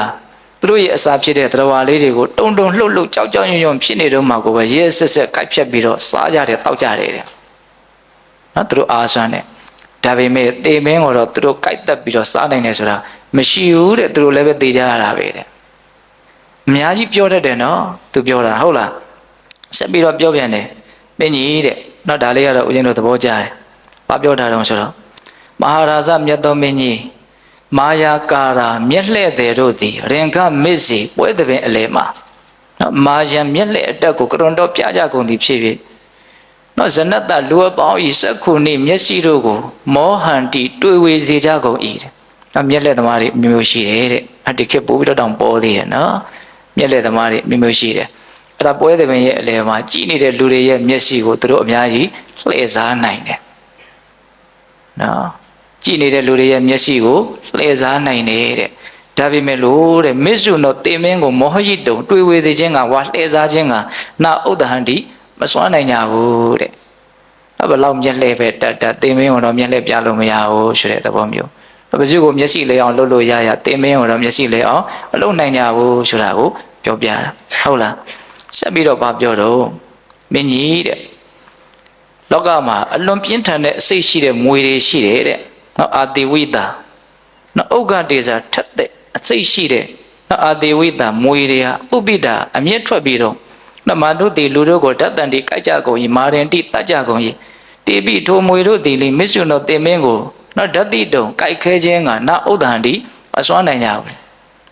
းနော်မွေတွေလူတွေကိုကြိုက်တာရှိတယ်တတ်တာရှိတယ်ဒါပေမဲ့တေမင်းကိုတော့သူတို့မကြိုက်နိုင်ဘူးတဲ့ဒါတစ်ချက်ပြောတယ်နောက်တစ်ချက်ပါပြောပြန်တော့မင်းကြီးတဲ့အဲ့ဒီအစိတ်ပြင်းထန်တဲ့မွေတွေကလူတွေကိုကြိုက်တဲ့အခါပါနော်ကျွမ်းကျင်တဲ့ဆေးဆရာတွေကတန်ထိုးကြိုက်ခံခရတဲ့ပုံကိုတိကိစ္စကဆေးဆရာတို့သည်နော်ဝီတန်အစိတ်ကိုဟန္တန်တိပဲဖြောင်းနိုင်ကြတယ်မိမျိုးစုံနဲ့မွေစိတ်ကိုဖယ်ဖြောင်းနိုင်ကြတယ်တဲ့ဒါပေမဲ့တထတကိုက်အပ်သောမစ္ဆုနောတေမိဝီတန်အစိတ်ကိုနာဟန္တန်တိအဖယ်ရှားနိုင်မှုတဲ့နော်တေမင်းကြိုက်လို့တက်နေတဲ့အစိတ်ကိုတော့ဘယ်သူမှမဖယ်နိုင်ဘူးတဲ့တကယ်တေမင်းကတော့ကြိုက်တော့ကြိုက်ထားပြီးသားအစိတ်ကလည်းပြန့်တော့ပြန့်နေပြီးသားဟုတ်လားနော်အဆုံးစွန်အသက်ကိုမချွေရသေးတာပဲရှိတယ်နော်ဒကာဓမ္မတို့ဦးဇင်းတို့ရောနော်သေစိတ်ကတော့ဘာဖြစ်နေပြီးသားတော့တက်နေပြီးသားအဲ့ဒီသေစိတ်ကကုစားလို့လည်းမရဘူးဆေးလည်းမရှိဘူးသူ့အချိန်ကြလာရင်သူကအစွမ်းပြလာတဲ့အချိန်မှာသိပေးရမယ်ပေါ့ဟုတ်လားဒါကိုပြောတာနော်အဲ့တော့ဦးဇင်းကစဉ်းစားတယ်ဩငယ်ရွယ်နဲ့ဘလို့မင်းပြောတယ်လည်းမသိဘူးအကောကသူ့အသက်ရွယ်ငယ်တာကိုအသက်ရွယ်ဝက်လှမ်းကြည့်တာဟုတ်လားတကယ်တမ်းသူ့အနေထားအခုမှဘွားကနေဖြစ်လာတာမှမဟုတ်ပဲနော်ဒီသဘောတွေကိုလည်းနားလည်ဖို့လိုတာပေါ့ဟုတ်လားတော့ဒီရွယ်လေးနဲ့ဒီလိုပြောတာကိုတန်တရားဖြစ်နေမှာဆိုလို့သဘောပေါက်ရဲ့လားအေးအဲ့တော့သူပြောတာလဲဒါလည်းပဲအခြေအဆက်နဲ့ပဲပြောတာနော်မွေတွေဟာလူတွေကိုအမျက်ထွက်ပြီးတော့ပြင်းထန်တဲ့အစိတ်နဲ့အသေးတတ်ကြတယ်ဒါပေမဲ့သေမင်းကိုတော့သူတို့မတတ်နိုင်ဘူးအဲ့လိုမွေတွေကကြိုက်တဲ့အခါမှာကျွမ်းကျင်တဲ့ဆေးဆရာတွေကအဲ့ဒီမွေစိတ်ကိုနှီးမျိုးစုံနဲ့ဖယ်ရှားနိုင်ကြတယ်ကုစားနိုင်ကြတယ်ဒါပေမဲ့သေမင်းကြိုက်လို့တက်နေတဲ့ဒီအစိတ်ကိုတော့ဘယ်မွေဆေးဆရာကမှမကုစားနိုင်ဘူးမဖယ်ရှားနိုင်ဘူးလို့သူကအဲ့လိုပြောတာဟုတ်လားဆက်ပြီးတော့သူပြောတာလေးကပိုးတောင်စဉ်းစားတဲ့အကောင်းတယ်မင်းကြီးတဲ့အဲ့ဒါလိုမျိုးအစိတ်တွေတက်လို့နော်အလွန်ကျွမ်းကျင်တဲ့နာမည်ကြီးတဲ့ဆေးဆရာတွေကသူနာမည်ဖော်ပြီးတော့ပြောတာအဲ့ဒီဆေးဆရာကြီးတွေဟာတဲ့နီးမျိုးစုံနဲ့ဒီယောဂဒီဝေဒနာဒီအစိတ်တွေကိုသူတို့ကုစားကြတယ်ဒါပေမဲ့အခုအဲ့ဒီဆေးဆရာကြီးလည်းသေပြီတဲ့သူအဲ့လိုပြောတာနော်ဆေးဆရာကြီးတွေဘာဖြစ်ပြီသေပြီတဲ့နော်သူအဲ့ဒါကြတော့သူကအသေးစိတ်တောင်မပြောတော့ဘူးသူများကိုအသက်ရှင်အောင်ကုပေးတဲ့လူတွေတောင်ဘာဖြစ်ပြီတဲ့သေပြီတဲ့အဲ့ဒါဆရာဝန်တွေတတိထားကြပါဒီတဲ့ဆရာဝန်ဘယ်နှယောက်ပါမလဲတော့မသိဘူးဟုတ်လားနော်မျိုးကုစားနိုင်တဲ့ဆေးဆရာတွေလည်းဘာဖြစ်ရတာတော့သိရတာနော်သူများရဲ့ယောဂါဟောတာကုစားနိုင်နော်ကိုယ်မှဖြစ်လာတာကြတော့မကုစားနိုင်ဘူးသူများဖြစ်တာလည်းပဲသိမဲ့ယောဂါကြတော့ဘယ်လိုလုပ်ကုစားနိုင်မလို့ဘယ်ကုစားနိုင်မလို့ဒါကသူကနှီးမျိုးစုံနဲ့သိချင်းတရားရဲ့ လောကကြီးအားလုံးရဲ့ပုံမှာလွှမ်းမိုးထားပုံကိုမြင်အောင်ပြောတာနော်လောကကြီးကိုဘယ်သူလွှမ်းမိုးထားတာဒီအသေးချင်းသဘောတရားလွှမ်းမိုးထားတာအကြီးအကျယ်ဆုံးလွှမ်းမိုးထားတာသူ့ထက်မှာဘာမှမရှိဘူးဟုတ်တယ်မဟုတ်လားအဲ့ဒီအနေအထားကိုမြင်မယ်ဆိုလို့ရှိရင်ဘဝရဲ့အကြောင်းကိုနော်ကောင်းကောင်းနားလည်ဖို့အတွက်အစတစရှားနိုင်တယ်ပေါ့ဟုတ်လားအဲ့ဒါဆက်ပြီးတော့သူဘာပြောတော့နော်မင်းကြီးတဲ့ဟောဒီလောကကြီးမှာနော်လောကီအတတ်ပညာဂန္ဓာတွေဝိဇ္ဇာဒီလိုအတတ်ပညာတွေတက်ကြတဲ့ပုဂ္ဂိုလ်တွေလည်းရှိတယ်တဲ့ဒါကိုယုံကြည်တဲ့လူတွေလည်းရှိရနော်ဝိဇ္ဇတောဟုတ်လားစေဝမန္တယဒီလောကကလည်းပဲနေပေကတော့သူကလည်းအကျေသားပဲဒါဒီဦးဇင်းတို့ကတော့အာမသိပြီးတော့မသိပါဘူးမယုံဘူးလို့လည်းမဟုတ်ဒါပဲစိတ်ထဲကိုမထားတာပဲများဟုတ်လားမကျေပြတ်တဲ့နေပဲပေါ့နော်မဟာရာဇမြတ်သောမင်းကြီးတဲ့ဝိဇ္ဇာတရာဝိဇ္ဇတောတို့သည်ဂေါရဆိုတဲ့အတက်ကိုအရိယမာနသင်ကြားပြီးတော့နော်မောစင်တိရန်သူရဲ့လက်ကနေလွတ်မြောက်အောင်သူတို့ကြိုးစားနိုင်ကြတယ်ဂေါရဆိုတဲ့အတက်ပညာကိုဘာဝိတ္တဝါပွားပြီးတော့ထုံပြီးတော့တဲ့ဩတတိဟိစေဝါတို့ရဲ့အစွမ်းဖြင့်အတ္တတနံရန်သူတွေမမြင်အောင်ပုံနိုင်ကြတယ်ရှောင်နိုင်ကြတယ်သူတို့ကိုသူတို့ဖျောက်ထားနိုင်တယ်နော်ဝိဇ္ဇတောတွေနော်ရန်သူရဲ့လက်ကလွတ်အောင်သူတို့ရဲ့အတတ်ပညာနဲ့ပြေးနိုင်တယ်ရန်သူတွေမမြင်အောင်သူတို့ကိုသူတို့ဖျောက်ထားနိုင်တယ်ဟုတ်လားအတ္တတနံမမြင်ခြင်းကိုနော်ဝဇန္တိရောက်နိုင်ကြကုန်၏ဒါပေမဲ့လို့တဲ့မိစ္ဆုရာဇတသေမင်းဤအတ္တတနံမမြင်ခြင်းကိုနဝဇန္တိမရောက်နိုင်ကြကုန်သေမင်းရဲ့မျက်စိရှိကတော့သူတို့လွတ်သွားအောင်သေမင်းမမြင်အောင်တော့သူတို့မလုံးနိုင်ဘူးလို့ပြောတာတော့သူများမမြင်အောင်သာနှီးမျိုးစုံနဲ့ပုံကွယ်လို့ရမယ်သေမင်းမမြင်အောင်တော့ဘယ်သူမှအပုံကွယ်နိုင်ဘူးလို့ပြောတာဒါကိုအရင်တော့သူကဝိဇ္ဇရိုတွေနဲ့ရှင်ပြီးတော့ပြောတာဟုတ်ရဲ့လားဆက်ပြီးတော့ပြောပြန်နေတဲ့ဘာပြောတော့မင်းကြီးတဲ့ဒီလောကကြီးမှာဒီလိုသဘာဝတရားတွေရဲ့နော်အနေအထားမှန်ကိုသိပြီးတော့တည်ဆုံးရမယ့်အဖြစ်အပျက်ရဲ့အနေအထားကိုသိနေတဲ့အတွက်ကြောင့်သူဟာငယ်ငယ်ရွယ်ရွယ်နဲ့တိဏ္ဍစည်းစိမ်ကိုစွန့်ပြီးတော့ယဟန်ပြုတ်ပြီးတော့မြတ်သောကျင့်ကိုကျင့်မယ်အဲ့ဒီမှာဦးဇင်းတို့သူဏိကုံးချုပ်ဂါထာလေးနှစ်ပုဒ်ရွတ်တာရှိတယ်နော်အဲ့ဒီဂါထာလေးကဒီပြင်ဒေသနာတွေထဲမှာလည်းပဲမြတ်စွာဘုရားဟောပြထားတာရှိတယ်ပေတတို့လည်းပဲဟောတချို့ဆိုရာကောင်းတောင်ရနိုင်တယ်ပထမဂါထာလေးကဘာရွတ်တုံဆိုတော့ဓမ္မောဟဝေရခတိဓမ္မစာရိကြားဖို့သွားပြီနော်ဓမ္မောဟဝေရခတိဓမ္မစာရိဓမ္မောသူစိန်သောဒုက္ခမောဟတိဧတန္တိတံတိဓမ္မေသူစိန်တေနဒုက္ခတိကိစ္စတိဓမ္မစာရိအဓိပ္ပာယ်ကဘာပြောတော့ပင်ကြီးတဲ့သူတော်ကောင်းတရားဆိုတာသူတော်ကောင်းတရားကိုကျင့်တဲ့ပုဂ္ဂိုလ်ကိုတေချာပေါက်ပြန်ပြီးတော့စောင့်လျှောက်ပါတယ်တဲ့သူတရားကျင့်မယ်ဆိုတဲ့ကြောင့်စိတ်မပူဖို့ပြောတာလည်းဖြစ်ကောင်းဖြစ်မယ်ပေါ့နော်ဓမ္မောဟဝေရခတိဓမ္မစာရိဓမ္မောသူတော်ကောင်းတရားဒီဓမ္မစာရိတရားကိုကျင့်တဲ့ပုဂ္ဂိုလ်ကိုဟဝေစင်စစ်ဧကံအမှားအဖြစ်ရခတိစောင့်လျှောက်တယ်ဓမ္မောသူစိန်သောဒုက္ခမဝဟတိသူစိန်သောကောင်းစွာကျင့်သုံးအပ်သောဓမ္မောသူတော်ကောင်းတရားသည်ဒုက္ခချမ်းသာဒုက္ခကိုအဟတိတေချာပေါက်ပေးနိုင်တယ်ကောင်းကောင်းကျင့်ထားတဲ့သူတော်ကောင်းတရားကချမ်းသာဒုက္ခကိုပေးမှာပါတဲ့ဓမ္မောဟဝေရခတိဓမ္မစာရိဓမ္မောသူစိန်သောဒုက္ခမဝဟတိဧတနိတံတေဓမ္မေသူစိန်တေဒါဟာသူတော်ကောင်းတရားရဲ့အကျိုးအနိသင်စွမ်းရည်တတိဖြစ်တယ်နော်နဒုက္ခတိကိစ္စတိဓမ္မစာရိတဲ့နောက်ဆုံးပိုက်လေးတရားကျင့်တဲ့ပုဂ္ဂိုလ်အတွက်မကောင်းတဲ့လားရာဆိုတာမရှိဘူးတဲ့ဒါကသူကသူ့ရဲ့အနာဂတ်ကိုလည်းပဲစိတ်မပူဖို့ပြောပြတာအနာဂတ်ရေးအတွက်စိတ်အေးရဖို့အတွက်တရားကအလုံးတာဝန်ယူမယ်ဆိုတာကိုပြောပြတာနဒုက္ခတိကိစ္စတိဓမ္မစာရိတရားကျင့်တဲ့ပုဂ္ဂိုလ်ရဲ့အနာဂတ်ဟာဘာမှဆိုးဆိုးဝါးဖြစ်เสียအကြောင်းမရှိဘူးတဲ့နဒုက္ခတိကိစ္စတိဓမ္မစာရိမဒုက္ခတိဆိုတာကမကောင်းတဲ့ဘဝလို့ဒီလိုယူုံနဲ့မပြည့်စုံဘူးဒီမသိခင်မှာလည်းပဲမကောင်းတဲ့အဖြစ်ဆိုးတွေဖြစ်เสียအကြောင်းမရှိဘူးလို့အဲ့လောက်ထိနားလေရမှာပေါ့ဟုတ်လားမသိခင်မှာတော့မကောင်းတဲ့အဖြစ်ဆိုးတွေဖြစ်เสียမရှိဘူးဆိုရင်သိပြီးတဲ့နောက်မှာလည်းပဲမကောင်းတဲ့ဘဝကိုရောက်เสียအကြောင်းမရှိဘူးတရားရဲ့စွန့်ရည်တတ္တိကိုသူပြောတာစွန့်အားတတ္တိအကြီးမားဆုံးတရားကိုသူအားကိုးမယ်ဒါကြောင့်သူ့တဲ့ဘဝမှာစိတ်မပူနဲ့ဆိုတာကိုလည်းဆိုလိုကောင်းဆိုလိုလိမ့်မယ်ပေါ့ဒါပထမဂါထာလေးနောက်ဒုတိယဂါထာကတော့အလုံးကိုသတိပေးတဲ့အနေနဲ့ပြောလေသလားလို့ဒါလည်းဦးဇင်းကစဉ်းစားကြည့်မိတယ်အဲ့ဒါကဘာပြောတော့ဆိုတော့နော်နာဟိဓမ္မောအဓမ္မောစဥဘောတမဝိပါကိနောအဓမ္မောနိဒေယံနေတိဓမ္မောပါပေတိတုဂတိ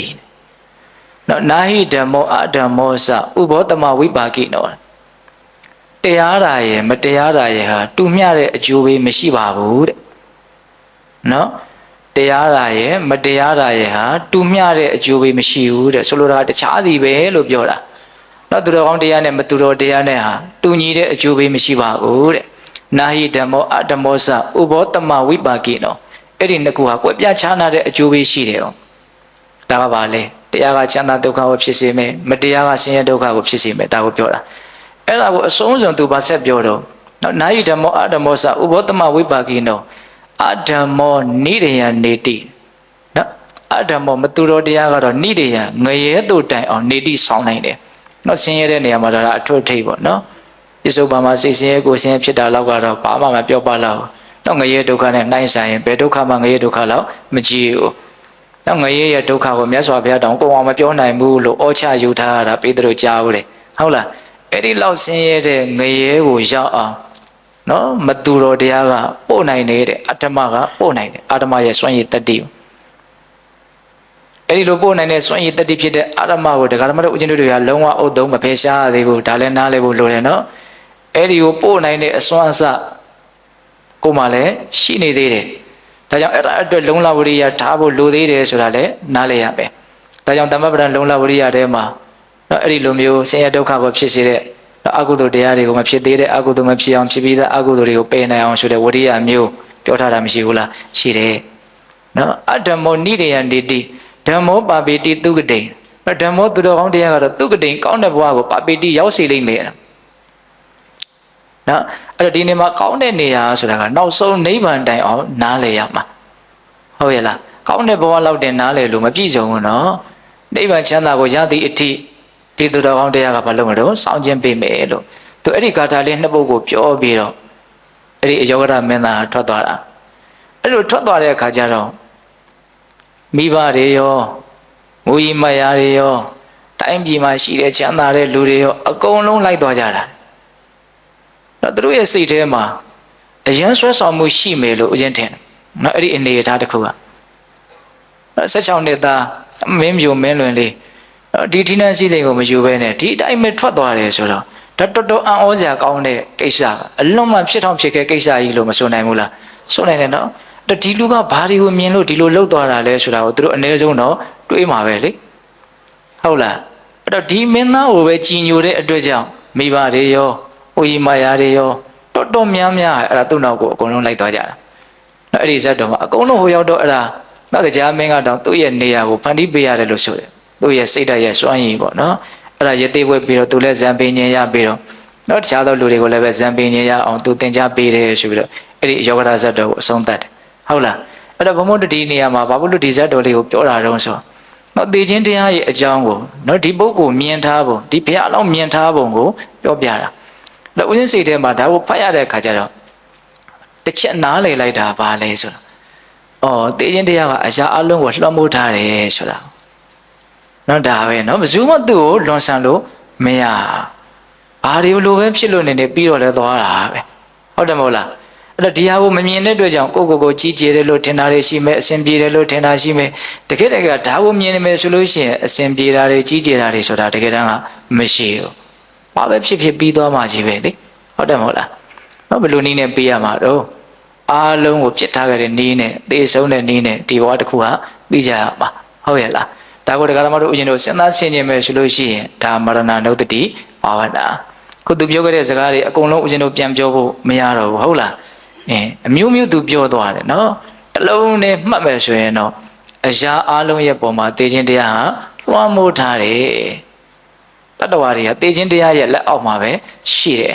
အလုံးပျက်စီးရလိမ့်မယ်သဘောပေါက်ရဲ့လားအဲ့ဒီအချက်ကိုတဖြည်းဖြည်းနဲ့သဘောပို့ပြီးတော့ပေါက်အောင်ဘယ်လိုလုပ်ရမှာတုံးဆိုတော့စဉ်းစားဖို့ပဲရှိတယ်နော်သူ့အကြောင်းကိုပဲစဉ်းစားဖို့ပဲရှိတယ်တချို့အရာတွေကမစဉ်းစားလို့မသိတာနော်စဉ်းစားရင်သိတယ်အကြောင်းအချက်လက်တွေကိုကောင်းထဲမှာရှိပြီးသားမစဉ်းစားဒီကိစ္စနဲ့ပတ်သက်ပြီးတော့စဉ်းစားနော်ဘယ်သူတွေဘယ်လိုသိသွားတယ်ခါလေးဦးဇင်းစဉ်းစားကြည့်တယ်ကိုနဲ့ငယ်ငယ်တုန်းကသိတဲ့လူတွေပေါ့နော်စာလေးနဲ့ငါချရေးအောင်မယ်လို့ခဏခဏတွေးမိတယ်တခါတော့လှုပ်ဖူးတယ်ဆုံးအောင်မလှုပ်လိုက်ရဘူးဦးဇင်းရွာမှာနေခဲ့တယ်ကိုအိမ်ရှိရဘယ်သူတွေရှိတယ်ကိုမိတဲ့လူတွေပေါ့အများကြီးရေးလို့တောင်ဆုံးမလားပေါ့နော်စာတင်တိုင်းမှာနေခဲ့တယ်တချို့ဆိုလို့ရှိရင်ပြန်တော်မူသွားပြီတချို့လူထွက်ပြီးတော့တေးသွားပြီဒါဦးဇင်းနဲ့အရွယ်တွေပေါ့နော် ကိုနဲ့မွေးတဲ့အစအရွယ်ဒီအနေအထားမျိုးကြည့်လိုက်ရင်ဒီအရွယ်ထိနေရတဲ့လူဟာတဝက်လောက်ပဲရှိမယ်လို့ဦးဇင်းထင်တယ်ဒါဦးဇင်းတို့အသက်46နှစ်ပေါ့နော်60လောက်ဆိုလို့ရှိရင်တော်တော်ကြီးကိုနည်းသွားလိမ့်မယ်ကိုနဲ့တန်းလူတွေကိုနဲ့သိတဲ့လူကိုပြောတာနော်မသိတဲ့လူမပြောနိုင်ဘူးဟုတ်လား80လောက်ဆိုလို့ရှိရင်ဘယ်နှရာခိုင်နှုန်းလောက်ပဲကျန်မယ်ထင်လဲစဉ်းစားနော်80လောက်ရောက်သွားတဲ့လူတွေဆိုရင်တော်တော်ကံကောင်းတဲ့လူလောက်ပဲကျန်မယ်ဟုတ်လားအဲ့တော့အများစုကဘယ်လိုတုံးဆိုတော့ငယ်ငယ်ရွယ်နဲ့တည်သွားကြတာပဲကိုမတည်သေးလို့မတည်ဘူးလို့ထင်နေတာအဲ့ဒါတော်တော်ဆိုးတယ်တခါတလေကျတော့လည်းပဲနော်ကိုတဲကိုဟာတွေကတည်တာလည်းပဲကိုအတွက်တော့ကောင်းတယ်လို့ဦးဇင်းကထင်တယ်တည်တဲ့လူအတွက်တော့အားနာပါတယ်ဟုတ်လားကိုအတွက်ကတော့ကောင်းတယ်အဲ့တော့ဒါအများကြီးစဉ်းစားမိတယ်နော်တည်တဲ့လူကတည်ပြသွားတယ်သူကတော့သူ့အကြောင်းတရားနဲ့သူပေါ့နော်ကိုကတော့ဟိုလန့်နိုးလိုက်တယ်လို့မျိုးပေါ့နော်အော်ဒါကြီးကဒီလိုဖြစ်တတ်တယ်ပေါ့ဒါကြောင့်ဦးဇင်းတို့ဏိကုံးချုပ်ကလေးဗာလေးပြောရင်တော့ကောင်းတဲ့ပေါ်လာတာလေ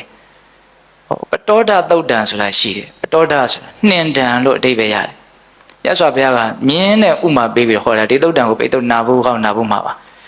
အာဇာနည်မြင်းလေးမျိုးရှိတယ်တဲ့ပထမတန်းသားအာဇာနည်မြင်းကကျင်ကလေးကိုမြောက်ပြလိုက်တာနဲ့ငါတခင်ကငါ့ကိုပြေးစီခြင်းမီးအတင်းပြေးတယ်အာမလှုပ်ရှားမလို့ကျင်တန်နှင်တန်ရိတ်ကိုမြင်ုံမြနဲ့ပြေးတယ်ဒုတိယမြင်ကတော့နှင်တန်ရိတ်မြင်ုံနဲ့တော့တိတ်ကူးမဆိုင်ဘူးနော်သူ့ခက်ဆက်ဆက်ကလေးရိုက်လိုက်မှသူပြေးတာတဲ့နောက်တတိယမြင်ကတော့ခက်ဆက်ဆက်ရိုက်ုံလည်းဂယုမဆိုင်သေးဘူးရိုက်တာတော့ကြိုက်တော့ရိုက်တော့ဘာလို့တုံးဆိုတော့သူအရေးပေါက်သွားအောင်ကိုအဲ့နှင်တန်ထိတ်မှရှိတဲ့တန်ကျွန်းနဲ့ထိုးမှပြေးတာတဲ့ဟုတ်လားနောက်၄ခုမြောက်မြင်ကတော့အဲ့လောက်ထိုးတာလဲခဏင်းရှိတယ်သူကတော့အယိုးထီဆိုင်အောင်ကိုထိုးမှပြေးတာတဲ့ဒါသူလည်းအာဇာနည်တဲ့တော့ပါသေးတာပဲဟုတ်လားပါတယ်နော်ဟောဆိုအယိုးထီထိုးတာကိုမပြေးတဲ့မြင်ရှိသေးတယ်ဟာအဲ့ဒါဒကာသမားတို့ဦးရှင်တို့ဖြစ်မယ်နဲ့တွေ့တယ်နော်အဲ့ဒါမြတ်စွာဘုရားပေးတဲ့ဥမာပါနော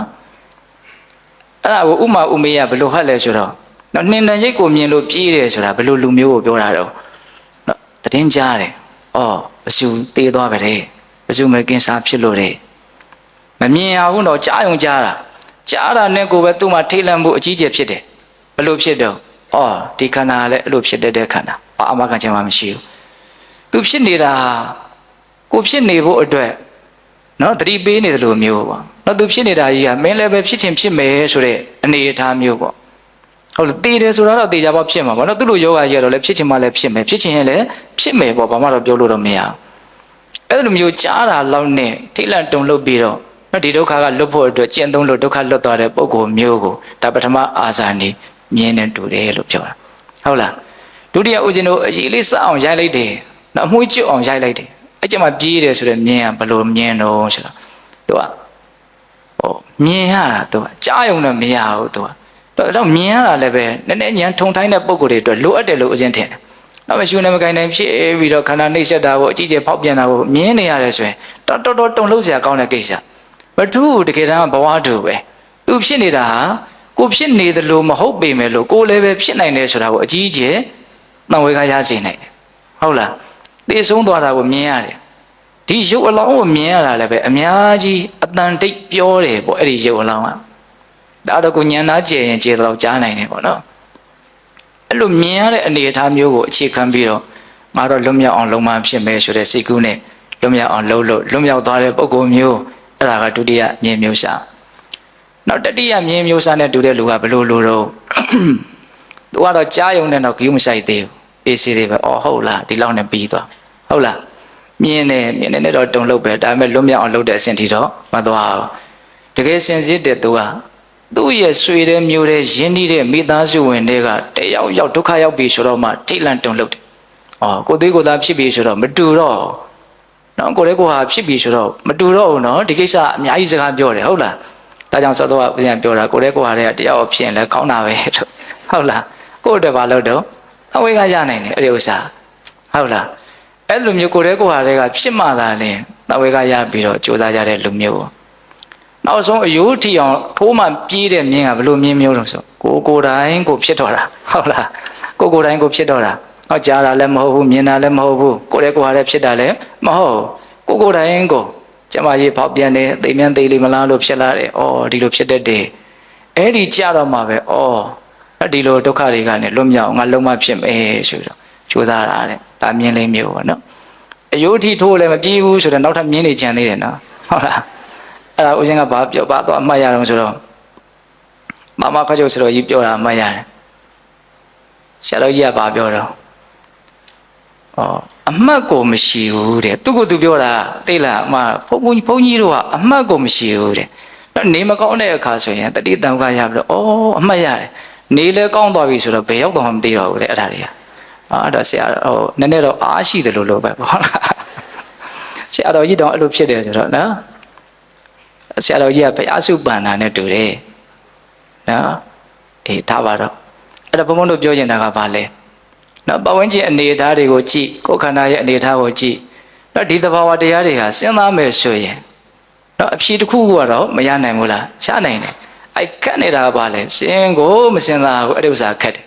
ဟုတ်လားဒါကြောင့်စဉ်းစားတဲ့အခန်းကဏ္ဍရဲ့အရေးပါမှုကိုနားလည်ရမယ်ဒါလေးစဉ်းစားတယောက်တည်းနှစ်ဖူးပေါ်လက်တင်စဉ်းစားဘာတွေဖြစ်နေတာတော့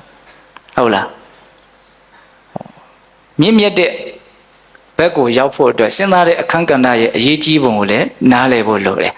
ဟုတ်လားကိုယ်ဒီပညာတွေပဲအချိန်ပေးတယ်ဒီပြင်အတွေးတွေပဲအချိန်ပေးရဆိုဒီအတွေးတွေရဲ့လက်အောက်မှာပဲနေရတာနော်တကယ်တမ်းကအဲ့ဒီအတွေးတိုင်းပုံဖော်တာဟုတ်တယ်မဟုတ်လားအဲ့တော့ကိုကစဉ်းစားမိတယ်တချို့အတွေးလေးတွေကအယံကျဉ်နှံ့မှုကိုရစေတယ်အမှတ်ထင်ဖြစ်သွားတယ်နောက်တစ်ခါထပ်ပြီးတော့တွေးဖြစ်တယ်အဲ့ဒီအတွေးကိုအကြောင်းပြုပြီးတော့လက်တွေကြုံမှုမလားမသိဘူးနော်တချို့ထိခိုက်တွေးမိတယ်ပေါ့အဲ့ဒါလေးကတော်တော်နဲ့မပြောက်အဲ့ဒါလေးကိုအကြောင်းခံပြီးတော့ထပ်တွေးဖြစ်တယ်နော်စိန်တာမရညံလို့မခေါ်နိုင်ဘူးလားခေါ်နိုင်တယ်ဟုတ်ပြီလားအဲ့တော့ဘုန်းဘုန်းတို့တရားစကားပြောတာဟောတနာကြီးပို့သွားပြန်ပြီဟုတ်လားအဲ့တော့ဒီနေ့ဘာအကြောင်းပြောတော့မရဏနုတ္တိဘာဝနာနော်မရဏနုတ္တိဘာဝနာပွားများတဲ့နေရာမှာငါသိရလိမ့်မယ်လို့သိုံများနဲ့မလုံလောက်ဘူးအချိန်မရွေးသိနိုင်တယ်လို့သိဖို့လိုအပ်တယ်